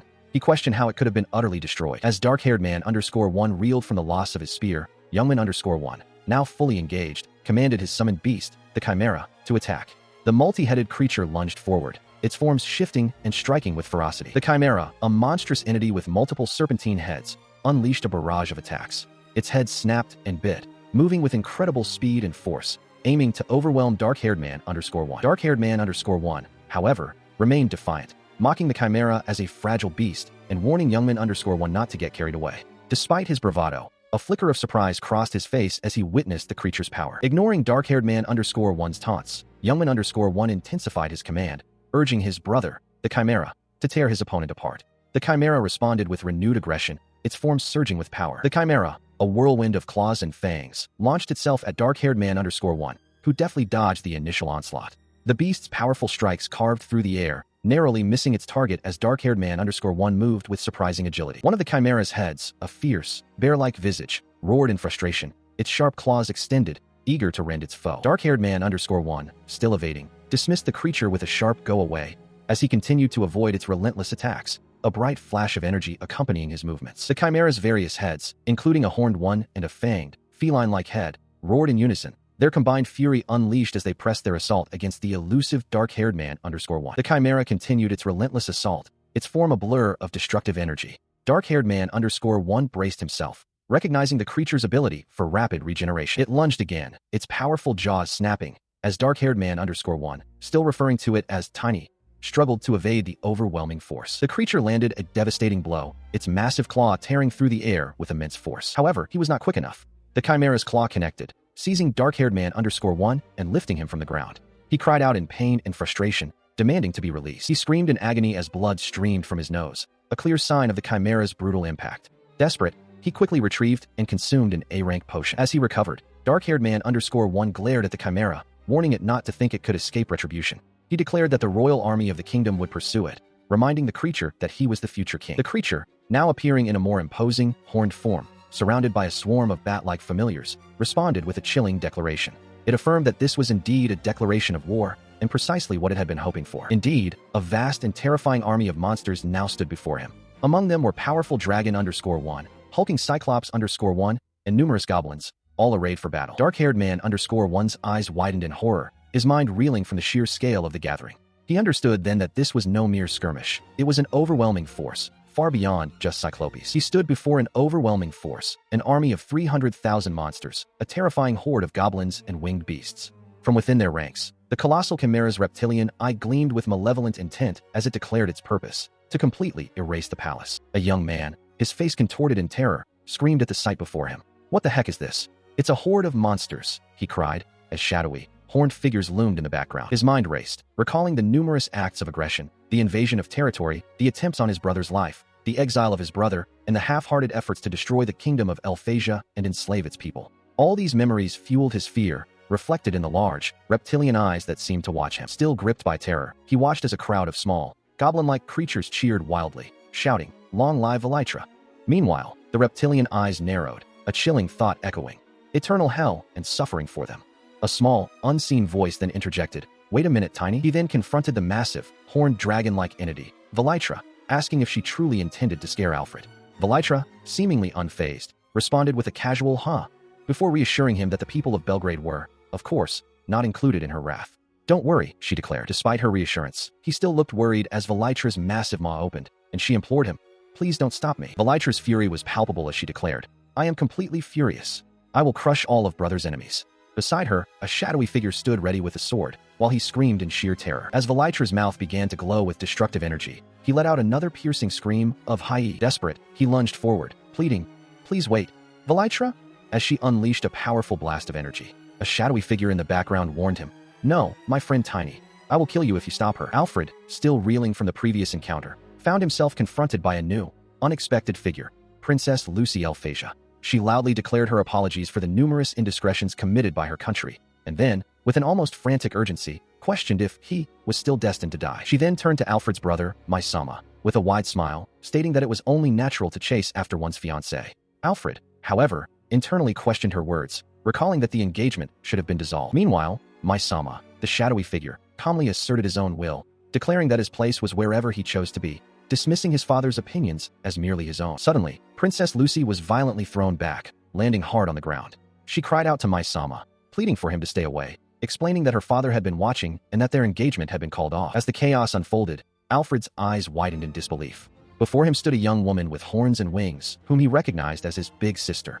Alive and seemingly well, a sight that left him utterly stunned. However, she quickly dismissed his familial claim, stating coldly that her family consisted solely of her brother, Mice, and that Alfred had no right to call her sister. With a possessive embrace, she clung to Misama, declaring him hers and referring to him as Princess Lucy in a strange twist of words. Alfred watched, utterly bewildered, while Princess Lucy looked on with a mixture of shock and distress. Princess Lucy, now kneeling before Misama, offered a sincere apology, blaming her own lack of virtue for failing to stop her father's rampage. She vowed to retract the broken engagement. From an unseen source, a voice called out to Alfred, addressing him as Tiny. Despite her apologies, Princess Lucy then boldly declared her intention to have Misama as her husband and the new king, a statement that Alfred found utterly unacceptable. The horned woman then turned her piercing gaze upon Princess Lucy, questioning if she truly desired to make the greatest brother in this world her husband. She dismissed Princess Lucy's intentions as presumptuous, asking if her actions were solely for her own benefit. As Misama observed the escalating confrontation, she, in her human guise, declared with chilling resolve that if her brother desired the throne, she would simply seize it by force. Below, Alfred, Princess Lucy, and two armored guards reacted to the unfolding drama. Alfred, addressed as Tiny by Princess Lucy, was questioned about his loyalty to his childhood friend, while Princess Lucy expressed deep concern, recalling the dragon incident, and insisting this was the moment to firmly state their position. Yet, she appeared flustered, stating that she did not wish for the kingdom and Alfred to be in conflict. She then questioned if Lucy had truly done anything wrong to warrant such a confrontation. As she looked on in surprise, Alfred, with a determined expression, pleaded with her to try and get along with Lucy. In response, Alfred prostrated himself, bowing deeply and apologizing for his mistake. However, she remained unyielding, demanding that the king himself should come to this land and bow down, further stating that she never wanted to see Alfred's face again and insisted upon his exile from the country. Alfred, utterly distraught and weeping, cried out, asking if she was truly telling him to die in the dirt. Princess Lucy stood beside him, while another figure, likely a guard, declared that this was as far as they could compromise. With a menacing shift, her form became more shadowy and monstrous as she retorted, asking if exile was not better than being torn apart. Princess Lucy, accompanied by a guard, acknowledged the terms, stating her understanding and promising that her father would come to Belgrade later to offer his own deep bow of apology to Mysama. Facing Vitra directly, Princess Lucy questioned her, asking if Alfred's exile from the country was truly acceptable, addressing her by the familiar nickname Tiny. Vitra, with a slight, knowing smile, responded that if Lucy could indeed ensure such an outcome, then it would be acceptable. Meanwhile, Alfred's monstrous, clawed foot was briefly visible, hinting at his true nature. However, Vitra's smile widened into a sharp-toothed grin as she issued a chilling warning. One could never truly know when the monsters under her command might go berserk.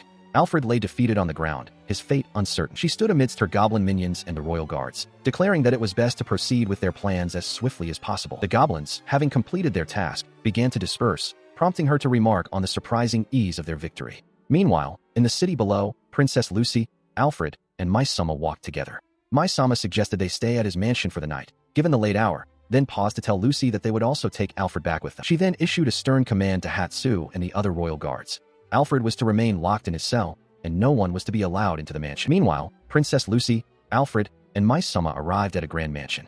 Mysama reiterated his offer for Lucy to stay, and she, with a slight blush, accepted, acknowledging the truth in his words. Inside the mansion, Mysama observed Vitra's reaction to the day's events, concluding that she would likely never return to the kingdom. He then led Alfred and Lucy up the grand staircase, deeper into his residence. Her eyes narrowed with fierce determination. All she could do now was find a way to overturn the broken engagement. As they entered further, a bipedal cat-like servant in a maid uniform greeted them, much to Princess Lucy's wide-eyed surprise. Later, Princess Lucy lay in bed with Mysama, her thoughts consumed by a bold plan to create a fait accompli between them, especially when tiny Vitra was not around. Princess Lucy, accompanied by royal guards, approached a grand house. One of the guards called out to her, urging her to wait.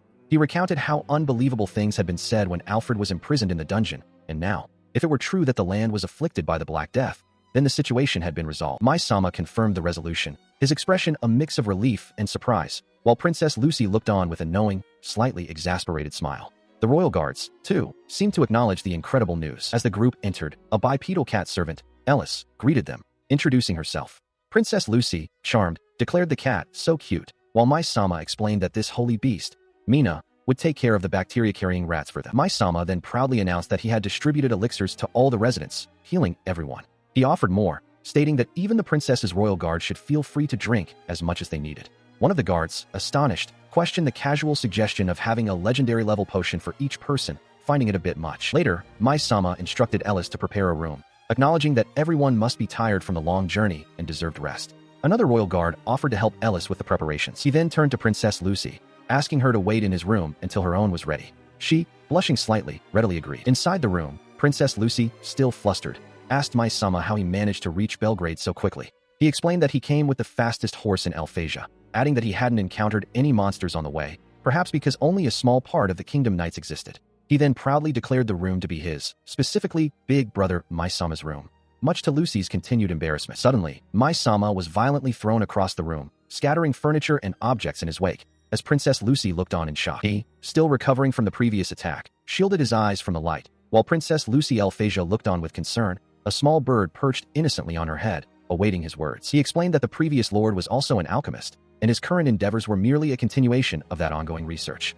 Princess Lucy, leaning in with a curious expression, admitted her own intrigue, acknowledging the work in progress. However, she firmly rejected his suggestion to involve herself further in the research, holding up a hand to emphasize her refusal. A flashback revealed a younger Mysama, even then dedicated to his research, surrounded by books and potions, while a younger Princess Lucy and Alfred watched him, already familiar with his scholarly pursuits. She reflected that even after he moved to Belgrade, his unwavering dedication to research remained unchanged. Back in the present, Mysama, perched on a ladder amidst towering bookshelves, lamented that no one in his former country believed his research results.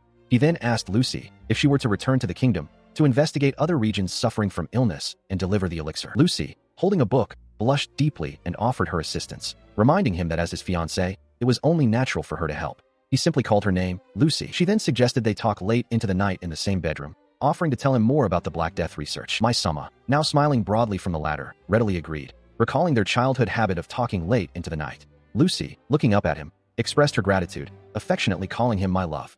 Alfred, in the background, seemed taken aback by the exchange. Moments later, Mai-sama was seen on top of Princess Lucy in bed, both looking surprised, as a knock sounded at the door, revealing Alfred. He was startled, his face flushing crimson as he registered the scene before him. His interruption was clear as he called out, "Master Mice," his voice betraying his surprise as Mai-sama leaned intimately over Princess Lucy, who lay in bed, her own face flushed. Both Mai-sama and Princess Lucy reacted with intense embarrassment, their faces burning red, Lucy's eyes squeezed shut in mortification. As the awkwardness settled, the imposing figure of Vitra materialized, her shadowy form looming over Alfred. She observed the scene with an unsettling curiosity, remarking that it looks fun. He found himself sitting on the bed, still processing the events, and could only utter a confused "huh" as Vitra sat beside him, her gaze fixed upon him. With wide, reptilian eyes, a monstrous entity demanded to be included, pleading to join in. Moments later, Princess Lucy addressed Alfred, informing him that his engagement to her brother was already cancelled, leaving him in a state of confusion. As Alfred attempted to calm Vitra, now in her humanoid form, she questioned his recent actions.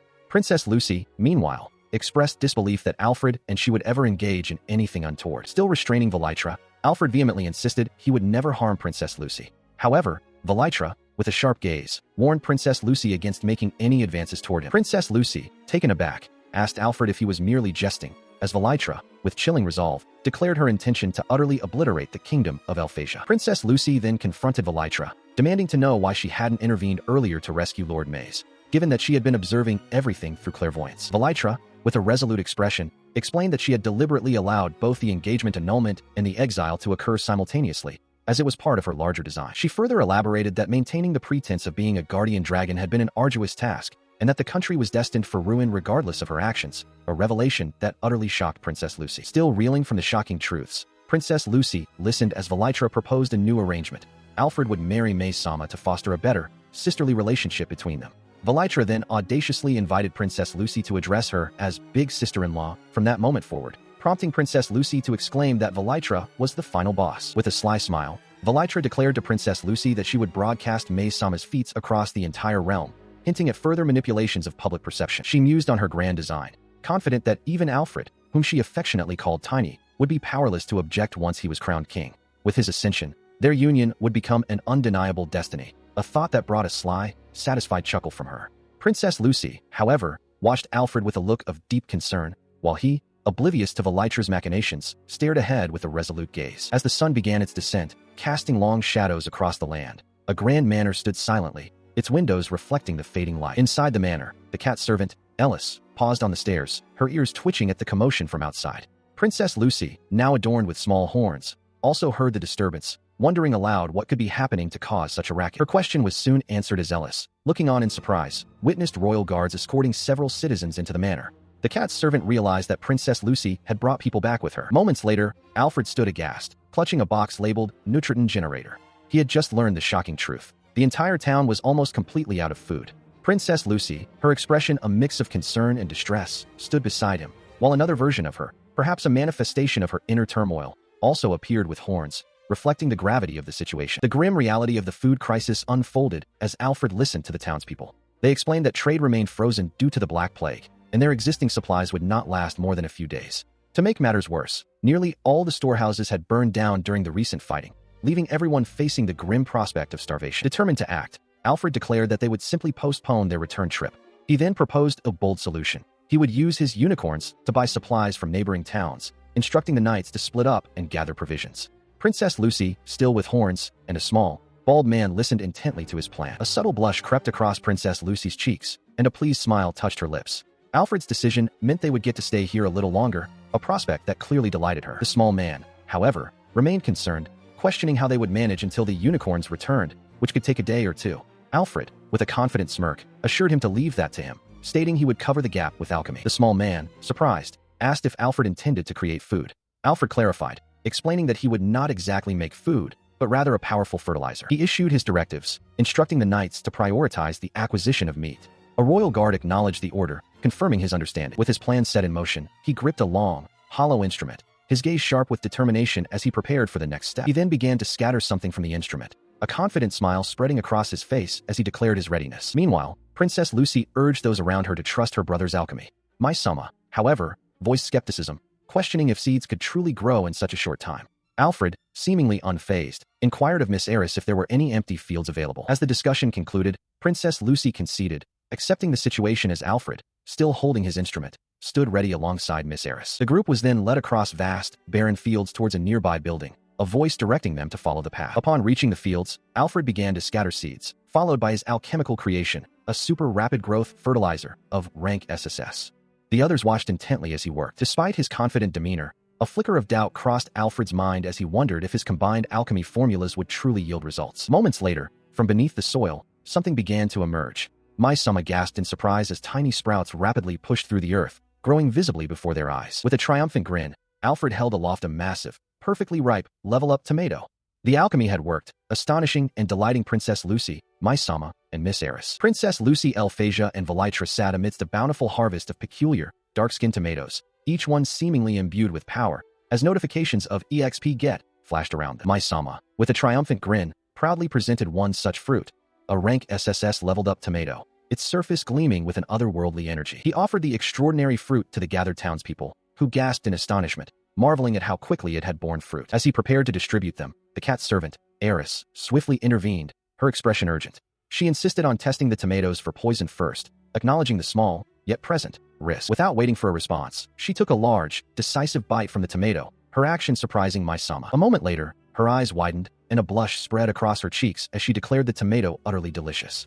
Vitra, observing from nearby, also expressed her eagerness to try, confident she could consume it raw without any ill effects. Maisama, pleased by Eris's reaction, readily agreed to share the bounty, inviting the townspeople to partake. They eagerly stepped forward, requesting their share. However, his expression grew thoughtful as he cautioned Princess Lucy that this immediate harvest would likely only last a few days, tempering her hopeful assertion that the food crisis was now solved. He elaborated on the necessity of quickly restoring proper distribution lines and the risk of triggering soil fatigue if they continued to harvest at such an accelerated pace. Princess Lucy, meanwhile, continued to savor the delicious taste of the tomatoes. Suddenly, Eris began to glow with an ethereal light, startling the surrounding townspeople. Maisama, witnessing the unexpected phenomenon, wondered aloud if a special effect had been triggered, as a system notification confirmed she had gained 100 experience points. She suddenly heard a voice in her head, announcing that her level had increased from 1 to 8. Her strength had risen by 6, her magic by 8, and she had learned a new skill. Startled, she wondered if Lord Mice had heard it too. Maisama, observing the cat servant,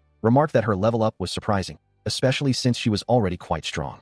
Princess Lucy, still processing the event, noted that eating just a small tomato shouldn't have such a profound effect. The phenomenon was not isolated. Other townspeople, who had also partaken of the special tomatoes, began to exclaim in shock. One man declared his stats were rising crazily. Another realized he had learned a spell, and a small girl excitedly announced she had reached level 12, while others were hitting levels 12 or 13. As the citizens continued to power up, Maisama realized the alarming implications.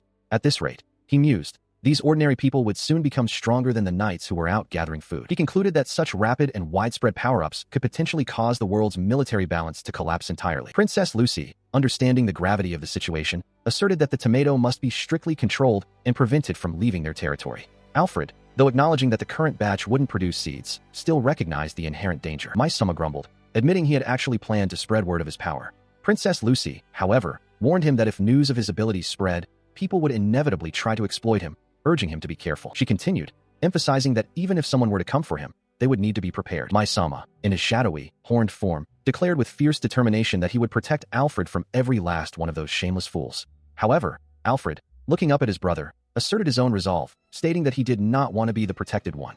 He wanted to be the one protecting Maisama. Overwhelmed with joy by Alfred's heartfelt declaration, Maisama embraced his brother tightly, exclaiming his happiness. He continued to embrace Alfred, declaring Belgrade their very own love nest. Princess Lucy, however, found the sudden shift in conversation perplexing, noting Alfred's tiny alias and calling him a formidable opponent. Suddenly, a small man rushed in, breathless, with dire news. A pack of Beastkin had gathered outside the city walls. The alarm bell began to ring, startling Alfred and Princess Lucy. Alfred realized the knights were away gathering supplies, making the timing of the attack suspiciously perfect. Princess Lucy confirmed that these were not the usual monsters under Maisama's command, but Beastkin, and they had arrived in a coordinated group. Indeed, the timing was far too precise, as the clawed feet of the approaching Beastkin became visible, confirming their imminent arrival. A formidable group of Beastkin, some resembling wolves, others felines, marched purposefully forward. They were accompanied by 2 grotesque goblin minions, each armed with a crude club. The wolf-like leader of the Beastkin pointed, issuing a command for his pack to advance. He questioned if the gatekeeper was a Cyclops, while the goblin minions charged, wondering aloud about the identity of their new adversaries. One of the Beastkin, a large wolf-like creature, lunged at a Cyclops, dismissing it as merely a Cyclops, despite its reputation as one of the strongest among monsters. The Cyclops, caught off guard, struggled to defend itself. The Beastkin laughed triumphantly as they overwhelmed the Cyclops, who cried out in pain and collapsed. Meanwhile, shadowy figures observed the unfolding chaos from above. The wolf-like Beastkin leader, a sneer twisting his features, declared the town full of weak-looking humans and scoffed that the so-called Shadow Demon Lord didn't seem like much of a threat either. The Cyclops was brutally struck, blood splattering from the impact as the Beastkin continued their relentless assault. The Cyclops lay defeated, its massive form sprawled on the ground. A feline Beastkin, its face contorted in a snarl, looked down at the fallen guardian, questioning its weakness. Yet, the Beastkin's surprise quickly turned to awe as it witnessed the maid, Eris, effortlessly clap her hands, generating an astonishing burst of power. Mina, Alfred, and Princess Lucy watched, equally amazed, as the Beastkin wondered how a mere human could possess such strength. Eris, with another powerful clap, launched a Beastkin straight into the air, prompting the other citizens to rally. They declared there was no need to trouble their lord with such minor skirmishes, ready to join the fray themselves. As Eris continued her assault, the man with the broom and the smiling man from the city's populace joined the defense, swiftly engaging other Beastkin in close combat. Soon, several Beastkin lay defeated on the ground, their forms battered and their expressions bewildered. They could only utter their disbelief, realizing that everyone in this town was unexpectedly strong. Even the old man, they noted, possessed formidable power. Mina, observing the scene with Alfred and Princess Lucy, remarked that the level-up tomato was truly amazing, hinting at the source of Eris's newfound strength. He then declared it was time to proceed. As the defeated Beastkin lay before them, Mina demanded to know their reason for attacking the town. Vitra, manifesting her shadowy form, responded that their goal was to verify the rumors about her. She then questioned if he was satisfied with her presence. Without warning, Vitra unleashed a powerful, sweeping attack, sending shards of energy or ice exploding outwards. Her devastating assault continued, a blur of motion and destructive force, as the feline Beastkin watched, recognizing her as Vitra. Suddenly, a new figure emerged, a powerful Beastkin woman with a confident smirk. She declared her name was Luna, queen of the Finra tribe, and that she had come to challenge Vitra, admiring her fighting spirit. Luna, the queen of the Finra tribe, declared her intention to challenge Vitra to a duel, stating that if she won, Vitra would become subordinate to the Finra tribe. Vitra listened, her expression unreadable. She pressed her challenge, asking Vitra what she thought of the terms. Alfred, witnessing the exchange, reacted with shock and disbelief, questioning why such a young individual would want to fight Teeny. Vitra remained silent, her gaze fixed on Luna. It became clear that this girl was no ordinary Beastkin, as her hands, now visibly sharper and more claw-like, flexed with an unsettling power. As her form began to shift, Alfred watched in astonishment, realizing she was transforming, just as Teeny had.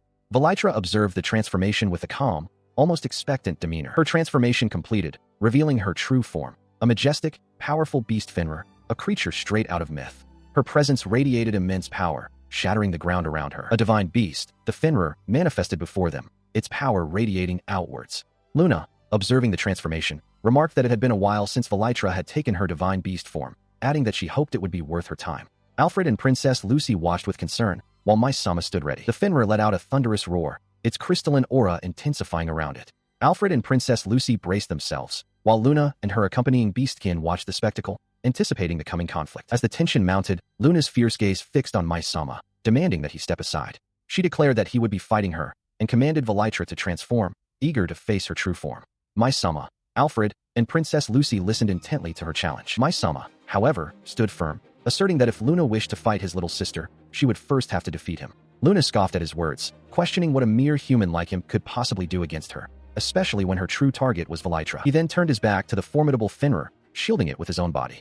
Mina declared with unwavering resolve that he would not allow anyone to lay a single finger on her, his stance a clear challenge to Luna. Princess Lucy watched, her eyes wide with surprise at his protective gesture. Turning to Vitra, who had now reverted to her humanoid form and appeared distressed, Mina reminded her of his earlier promise. He reiterated his desire to protect her, emphasizing that his commitment extended to her as well. Vitra's expression softened, her cheeks flushing with a deep blush as small hearts seemed to emanate around her, clearly moved by his words. She looked up at him, her previous distress replaced by understanding, and simply replied, "Okay," accepting his protective stance. Meanwhile, Luna, still observing the exchange, questioned Vitra about her armband, wondering if she truly intended to let Mina fight a divine beast alone. Vitra, however, explained that she had given the armband back to her brother. Mina confirmed her words, revealing the armband now secured on his own arm. He explained that it was a bottomless storage item, given to him by his brother so he could protect him at any time. He considered the terrifying prospect of an alchemist wielding unlimited items, acknowledging the immense power such a foe would possess, but a plan was already forming in his mind. He then faced his opponent, Luna, a divine beast, who lunged with ferocity. Despite the immense danger, he warned her not to regret her actions, knowing the unpredictable nature of their clash. His weapon, the Levantine, glowed with SSS rank power. As Luna's powerful attack descended, he met it head-on with his blade, successfully stopping the blow. He then challenged her, questioning if she was truly certain of her victory. The impact sent sharp shards of ice scattering across the battlefield. Nearby, two Beastkin reacted to the clash. One praised their queen's expected prowess, while the other, recognizing Mai-sama, called out his name in surprise. Around him, the ice continued to shatter, yet he remained resolute. Luna, towering over him in her wolf form, expressed her disappointment, finding his resistance underwhelming. She then snarled, demanding he cease his evasive tactics and fight directly. Her frustration mounted as more ice shards broke around her, indicating his continued defense. Undeterred, she pressed her attack, moving with predatory grace. He braced himself, realizing he had to block the incoming assault. Then, a shocking truth dawned on him. The ice was not real, but an illusion. He stared in disbelief at the deceptive construct. He watched in disbelief as his attack shattered against the illusion, while the magic spear, Levantine, struck Luna's wolf form.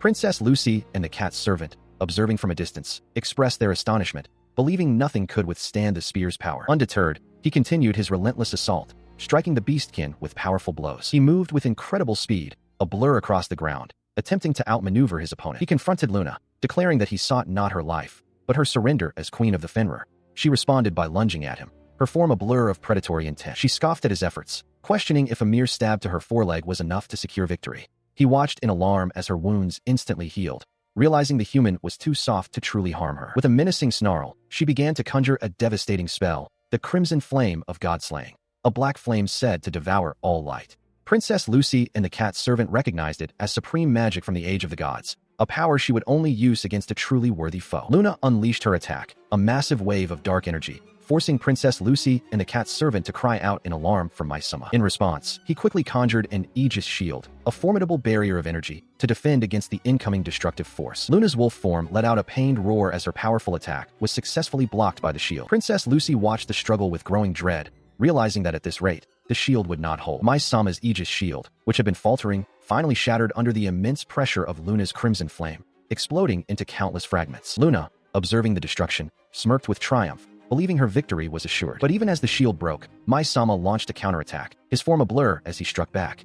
Princess Lucy, caught in the periphery, cried out in distress. He focused intently, his eyes wide with determination, declaring his intent to return the attack. Luna, watching him, realized he had shed the outer shell of his shield, pushing through the devastating flame to reach her. She smiled, acknowledging his unexpected tactic. Mai-sama continued his relentless advance, prompting several Beastkin warriors to rush forward, shouting their queen's name in alarm. One large, muscular Beastkin, a loyal warrior, spread his arms wide, vowing to protect his queen's life at all costs. Despite the Beastkin's efforts, Mai-sama's attack found its mark, shattering the massive Cyclops that had been guarding Luna. The Beastkin cried out in shock, while Luna merely laughed, seemingly unfazed by the destruction. Alfred, the cat's servant, and the small man watched in disbelief. Luna sat casually atop the shattered remains of the Cyclops, acknowledging Mai-sama's strength, even admitting he had surprised her. Princess Lucy lay beneath her, weeping, while Alfred, the cat's servant, and the small man expressed their astonishment that the shield had actually broken. Alfred, now smiling confidently, declared that Luna was Mai's slave. Luna, with a slight smile and her hands bound,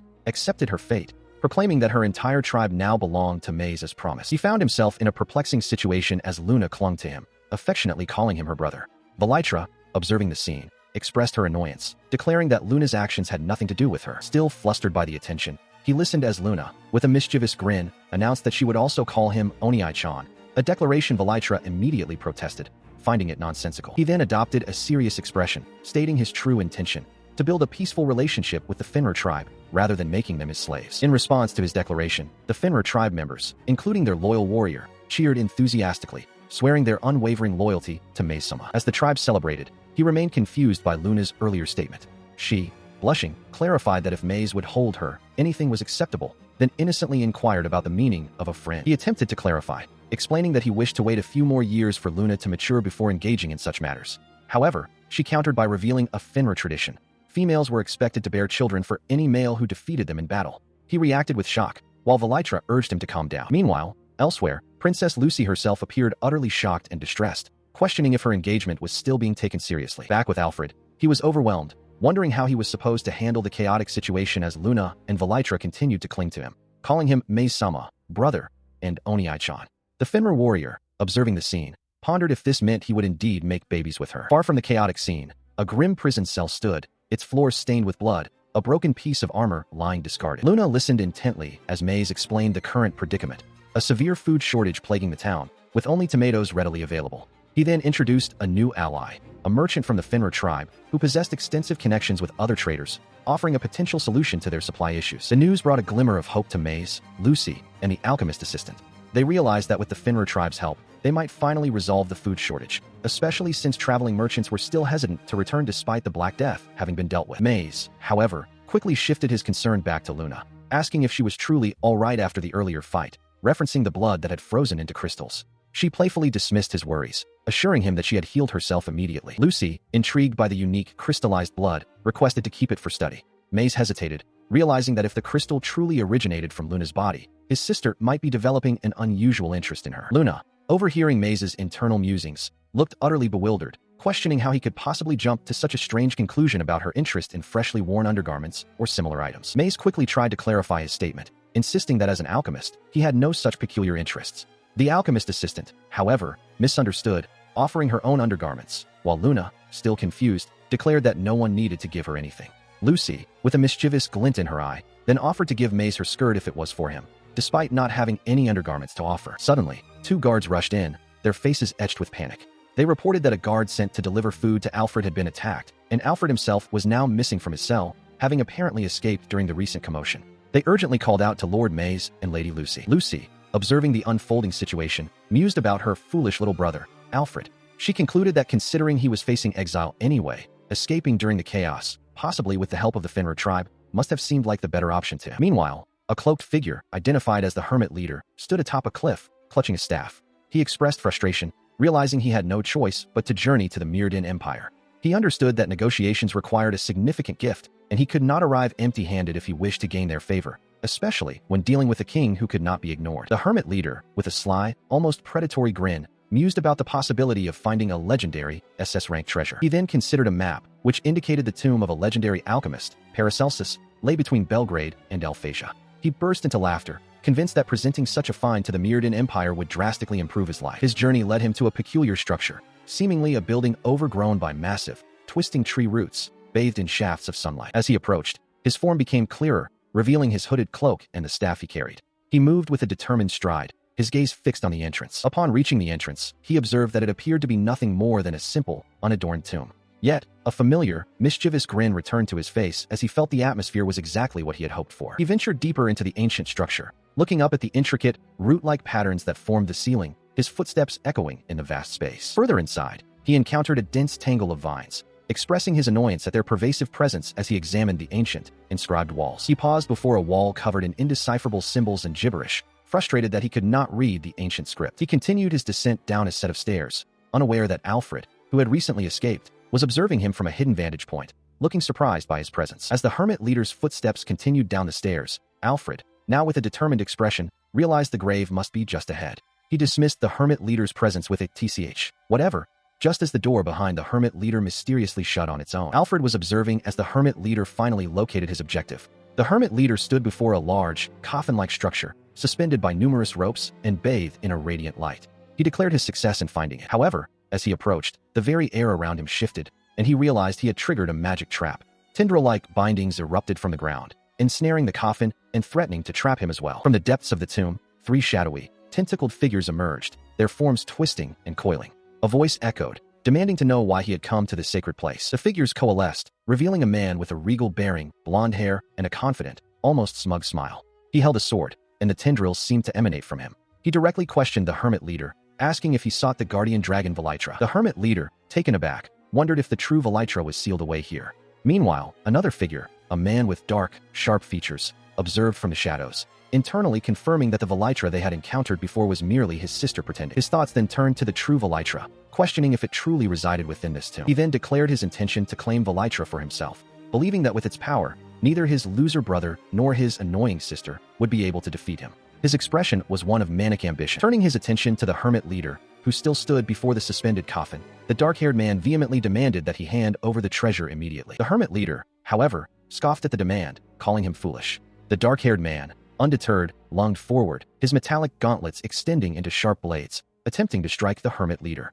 The hermit leader deftly parried the attack with his staff, deflecting the blades. From a distance, the blonde-haired guardian observed the unfolding confrontation.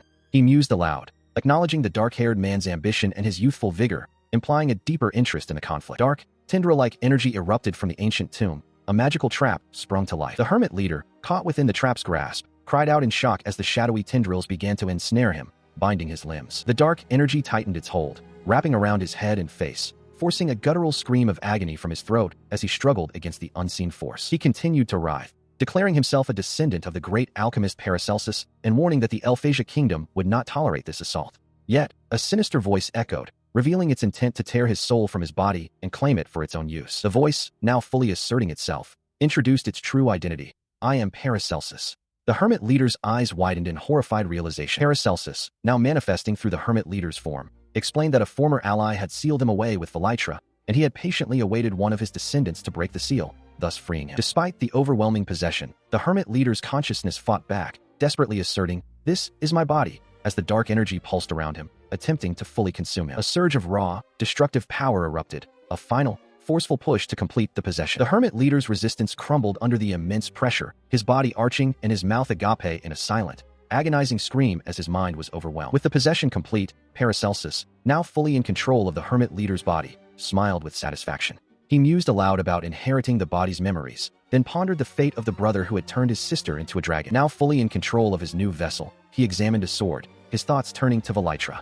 He found the prospect of confronting her interesting. He then declared with maniacal glee that something must rise once again, eager to see which one reigned supreme. Luna, Lucy, Maze, the alchemist assistant, and the Finra merchant shared a peaceful meal, their small cat-like familiar, Tiny, playfully stretching across the table. Later, Maze reviewed a document, perhaps a receipt or a new contract, while the others stood near a loaded cart. An armored guard stood watch nearby, ensuring their safety. His expression then shifted to one of resolute determination as he considered the future.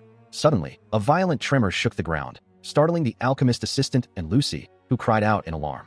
A small, ghost-like entity, resembling Tiny, floated nearby, reacting to the disturbance. Lucy, her eyes wide with concern, called out to Tiny as the small familiar flew towards a blinding impact that erupted in the distance. Maze looked up, his face etched with shock, as a colossal, shadowy form began to manifest in the sky. The monstrous shadow solidified into a massive, dark-scaled dragon, descending from the heavens with an overwhelming presence. Its hunger evident, the dragon roared. Below, the Vitra seeker, a sinister smile playing on his lips, addressed the beast, suggesting it begin its feast. The dragon then took to the skies, soaring with terrifying speed before unleashing a devastating blast that tore through the landscape, leaving a trail of utter destruction. Back in the village, May stared in disbelief, questioning if what he saw was truly a dragon. Tiny zipped frantically through the air. Lucy and the alchemist assistant, their faces grim, discussed the dragon's sudden appearance in the forest and the grim implication that its target was likely Alphasia. The alchemist assistant gasped, her hands flying to her mouth in horror, as she realized the danger her father and countless citizens in Alphasia now faced. As the alchemist assistant and Maze expressed their profound concern, Lucy remained strangely detached, declaring the fate of Alphasia irrelevant. Suddenly, Paracelsus, his face contorted into a wide, unsettling grin, appeared and mockingly asked if their father was indeed among those in danger. Paracelsus's chilling question about the alchemist assistant's father in Alphasia triggered a memory.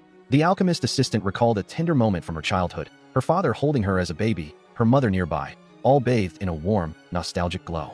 She also remembered herself as a slightly older child, drawing intently. Meanwhile, the massive dragon continued its assault. Luna, Lucy, and Maze stood before it, Luna declaring that they had no choice but to go and aid the kingdom. Elsewhere, the Mirrodin king, flanked by an armored guard, expressed his gratitude to Tiny, who was perched nearby. The king, his face etched with concern, affirmed his duty to protect his people as a monarch.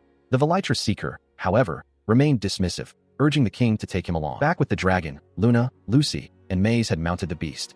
Luna, with a determined expression, declared they would depart, while Lucy, perched behind her, seemed to agree. Maze, holding on, looked on with a mix of apprehension and resolve. With a powerful beat of its wings, the dragon, now carrying Luna, Lucy, and Maze, ascended into the sky, leaving the ground behind in a blur of motion. Below, an armored guard urgently informed the Mirrodin king that a giant dragon was approaching from the north. The king, startled, wondered if it could be the Vitra seeker's doing.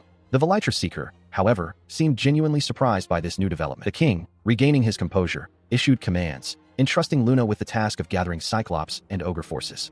He also instructed the Finra merchant to ensure the safety of the citizens. The Vitra seeker, still dismissive, questioned the king's concern for his country, suggesting it was pointless. The king, ignoring the Vitra seeker's cynicism, pointed towards the sky, confirming the presence of the approaching dragon. The Vitra seeker's eyes widened in genuine shock as he finally witnessed the immense creature. The colossal dragon, its scales dark and menacing, descended from the sky, its powerful form casting a vast shadow over the land, its presence undeniable and terrifying. Maze, sword drawn and a determined smile on his face, prepared for battle. Behind him, Luna and Lucy stood ready, their forms silhouetted against the chaos, while Tiny hovered nearby. A colossal, horned creature loomed in the distance. Maze urged them forward. As Maze and Lucy looked up, a dark orb hung ominously in the sky. He questioned its nature, noting the sky's darkening hue. Below, the orb began to expand, revealing the silhouette of a massive dragon. Lucy cried out, recognizing the impending threat and calling for their father. The orb in the sky unleashed a devastating burst of energy, sending destructive rays across the city, tearing through buildings and casting long, ominous shadows. The dragon roared, unleashing a powerful white energy blast that ripped through the urban landscape, sending terrified citizens scattering and screaming in panic. Amidst the chaos, Luna launched herself into action, her foxtail sweeping behind her as she moved with fierce determination, striking at an unseen foe. Her powerful kick connected with a resounding impact, sending ripples of force through the air. Maze, relieved, embraced Luna, thanking her for saving him. She, blushing slightly, then turned her attention to Tiny, declaring that they could not allow any further damage to the city. Tiny, understanding the urgency, affirmed her resolve. The colossal dragon continued its rampage, its roars echoing through the city as explosions erupted around it, sending debris flying and forcing more citizens to flee in terror. He continued to flee, glancing back over his shoulder with a look of pure terror etched on his face. The monstrous dragon loomed over him, its massive maw open and drooling, declaring its intent to devour him. Paralyzed by fear, he collapsed to the ground, his legs refusing to obey his will. The massive dragon slammed its claw down, sending a shockwave of destruction across the ground, its immense power tearing through the very earth. It then turned, its vast body a dark silhouette against the ravaged landscape, moving with an unnatural, almost mechanical grace, as if guided by an unseen force. The beast let out a terrifying roar, its maw wide open, as terrified onlookers cried out, believing their lord Vitra had arrived. Yet, the dragon continued its rampage, prompting one to question why it still moved despite the damage it had sustained. Maze, witnessing the relentless destruction, wondered how it could still move its body even after its head had been crushed. He questioned if it was a dragon zombie, as normal undead would cease movement under such circumstances. Just then, a familiar figure appeared, addressing Maze and remarking that they had met sooner than expected. Maze, recognizing the man, exclaimed his name, Alfred, the creator of that Vitra. Alfred merely chuckled, confirming he was indeed the creator, dismissing Maze's shock with a casual wave of his hand, as if the chaos around them was of no consequence. With a triumphant grin, Alfred raised his hand towards the colossal dragon, declaring that he would show them the true power of Vitra. A glowing orb of energy pulsed from his palm, connecting to the beast, asserting his absolute control. As Alfred exerted his control, Maze, Luna, and Tiny watched in horror as a severed, bloody arm fell from the sky, prompting Maze to question its origin, his voice laced with disbelief. Alfred casually dismissed the gruesome sight, stating it was nothing significant, merely a corpse. Maze, still reeling from the revelation and the horrific display, pressed him, asking what had truly happened to Alfred himself. With a chilling smile, the man who appeared to be Alfred revealed his true identity, stating his name was Paracelsus and that he had been sealed in this country in his previous life. He declared his intention to exact revenge upon this land, leaving Maze, Luna, and Lucy stunned by the revelation that the legendary alchemist, their ancestor, was now possessing Alfred. He, now fully in control of Alfred's body, turned his attention to the massive dragon, instructing it not to interfere with his plans. The shadowy beast, however, responded with a guttural growl, expressing its hunger. Maze, Luna, and Lucy stood nearby, witnessing the chilling exchange. He then granted the dragon permission to devour Maze and his companions, stating that he would not mind if it ate them. The dragon's massive maw opened, revealing rows of sharp teeth, as if in anticipation. Meanwhile, Luna, Maze, and Lucy braced themselves for the impending conflict. Luna, her expression resolute, called out to Maze, asking him to lend his strength. Maze, gripping his sword, affirmed his readiness. Across from them, Paracelsus, still wielding a blade, spoke chillingly of dissecting something with meticulous care. In a different confrontation, Maze stood alongside the alchemist assistant and a formidable wolf-like companion, all prepared for battle. Before the towering dragon and the possessed Alfred, Maze declared their unwavering resolve. They would defeat Paracelsus and Vitra. Maze stood confidently before the imposing dragon, a slight smile playing on his lips as the creature questioned his intent to defeat it. He responded with a challenging gesture, seemingly undeterred by the dragon's immense presence. The dragon, in turn, began to gather immense power, its maw opening wide as it prepared to unleash a devastating attack, uttering the word sulfur. As the destructive force surged, Maze instinctively cried out for Luna, Lucy, and their wolf companion to take cover behind him, bracing himself for the impact. With a desperate shout, he activated the Aegis shield, a shimmering barrier forming just as the dragon's attack slammed into it. The shield, however, could not withstand the overwhelming power, shattering into countless fragments upon impact. Maze stared in disbelief, his face contorted in shock, realizing his powerful shield had been broken in a single blow. The dragon's eye, meanwhile, observed the destruction with an unreadable gaze. The massive creature then loomed over Maze and his companions, its sheer size dwarfing them, casting a long shadow of impending doom. It opened its formidable jaws once more, beginning to charge another devastating attack. The dragon then thanked Maze, a chilling acknowledgement of his efforts, even as Maze remained stunned, realizing that despite its power, the Aegis shield had indeed taken damage. Still reeling from the dragon's immense power, he turned to Lucy, urging her to take the unharmed people and flee this dangerous place. He then mused, wondering if he still possessed enough strength to concern himself with the well-being of the citizens. He then unleashed a powerful attack, calling out the name Mercury. A swirling vortex of energy erupted from his form, aimed directly at the colossal dragon. Lucy watched, her expression etched with concern. The attack struck the dragon, but simultaneously, the wolf companion, Luna, lunged forward with incredible speed, engaging the beast. He called out, expressing his gratitude to Luna. As the chaotic battle unfolded, he observed both the dragon and the wolf companion, his mind racing to formulate the next move. His thoughts focused on the immediate threat, considering how to best confront the monstrous creature. He stood his ground, a solitary figure positioned between the massive dragon and the equally formidable wolf companion, both creatures poised for a devastating clash. A confident smile spread across his face, his eyes gleaming with a newfound determination.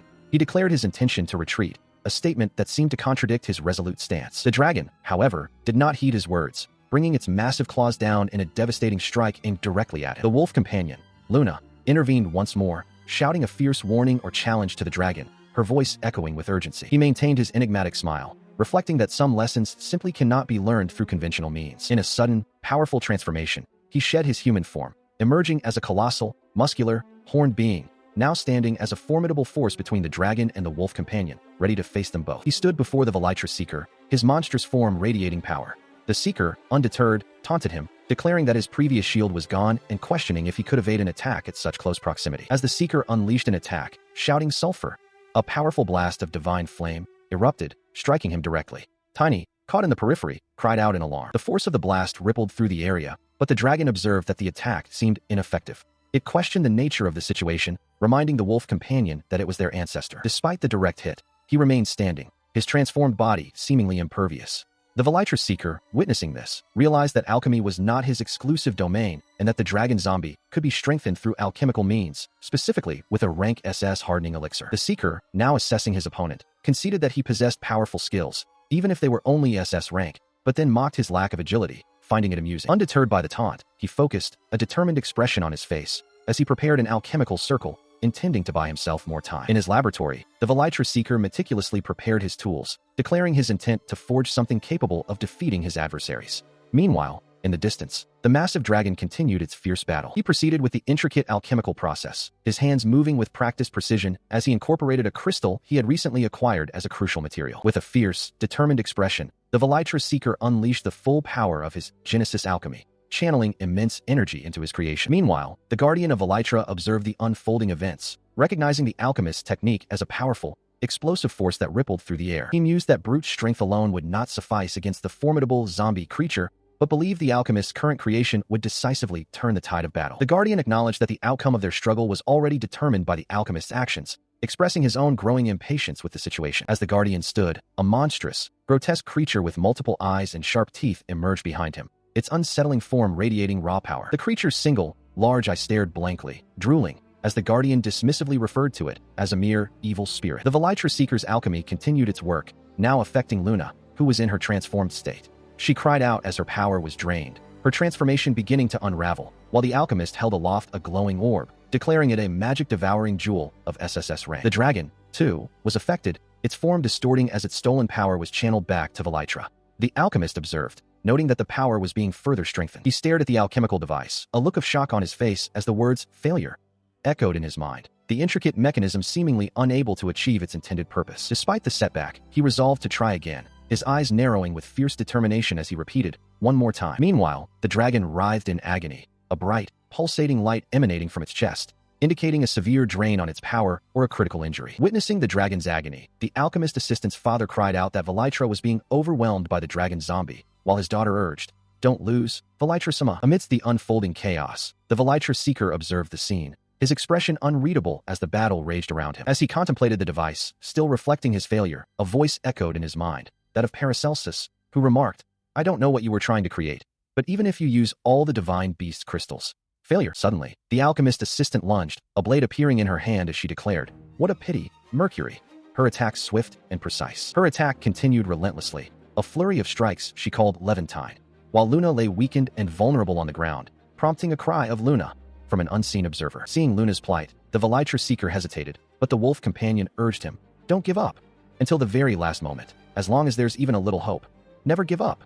He responded, "That is." Just then, Luna, now transformed into a more powerful, unburdened form, stood amidst shattered crystals, holding a new, potent crystal. She declared, "If it's a crystal, it's right here," and hurled it towards the Vitra seeker, who could only utter her name in surprise. As she offered the crystal, the Vitra seeker gratefully accepted it, declaring his intent to combine the divine beast's crystal with Levantine to forge a synthetic alchemy.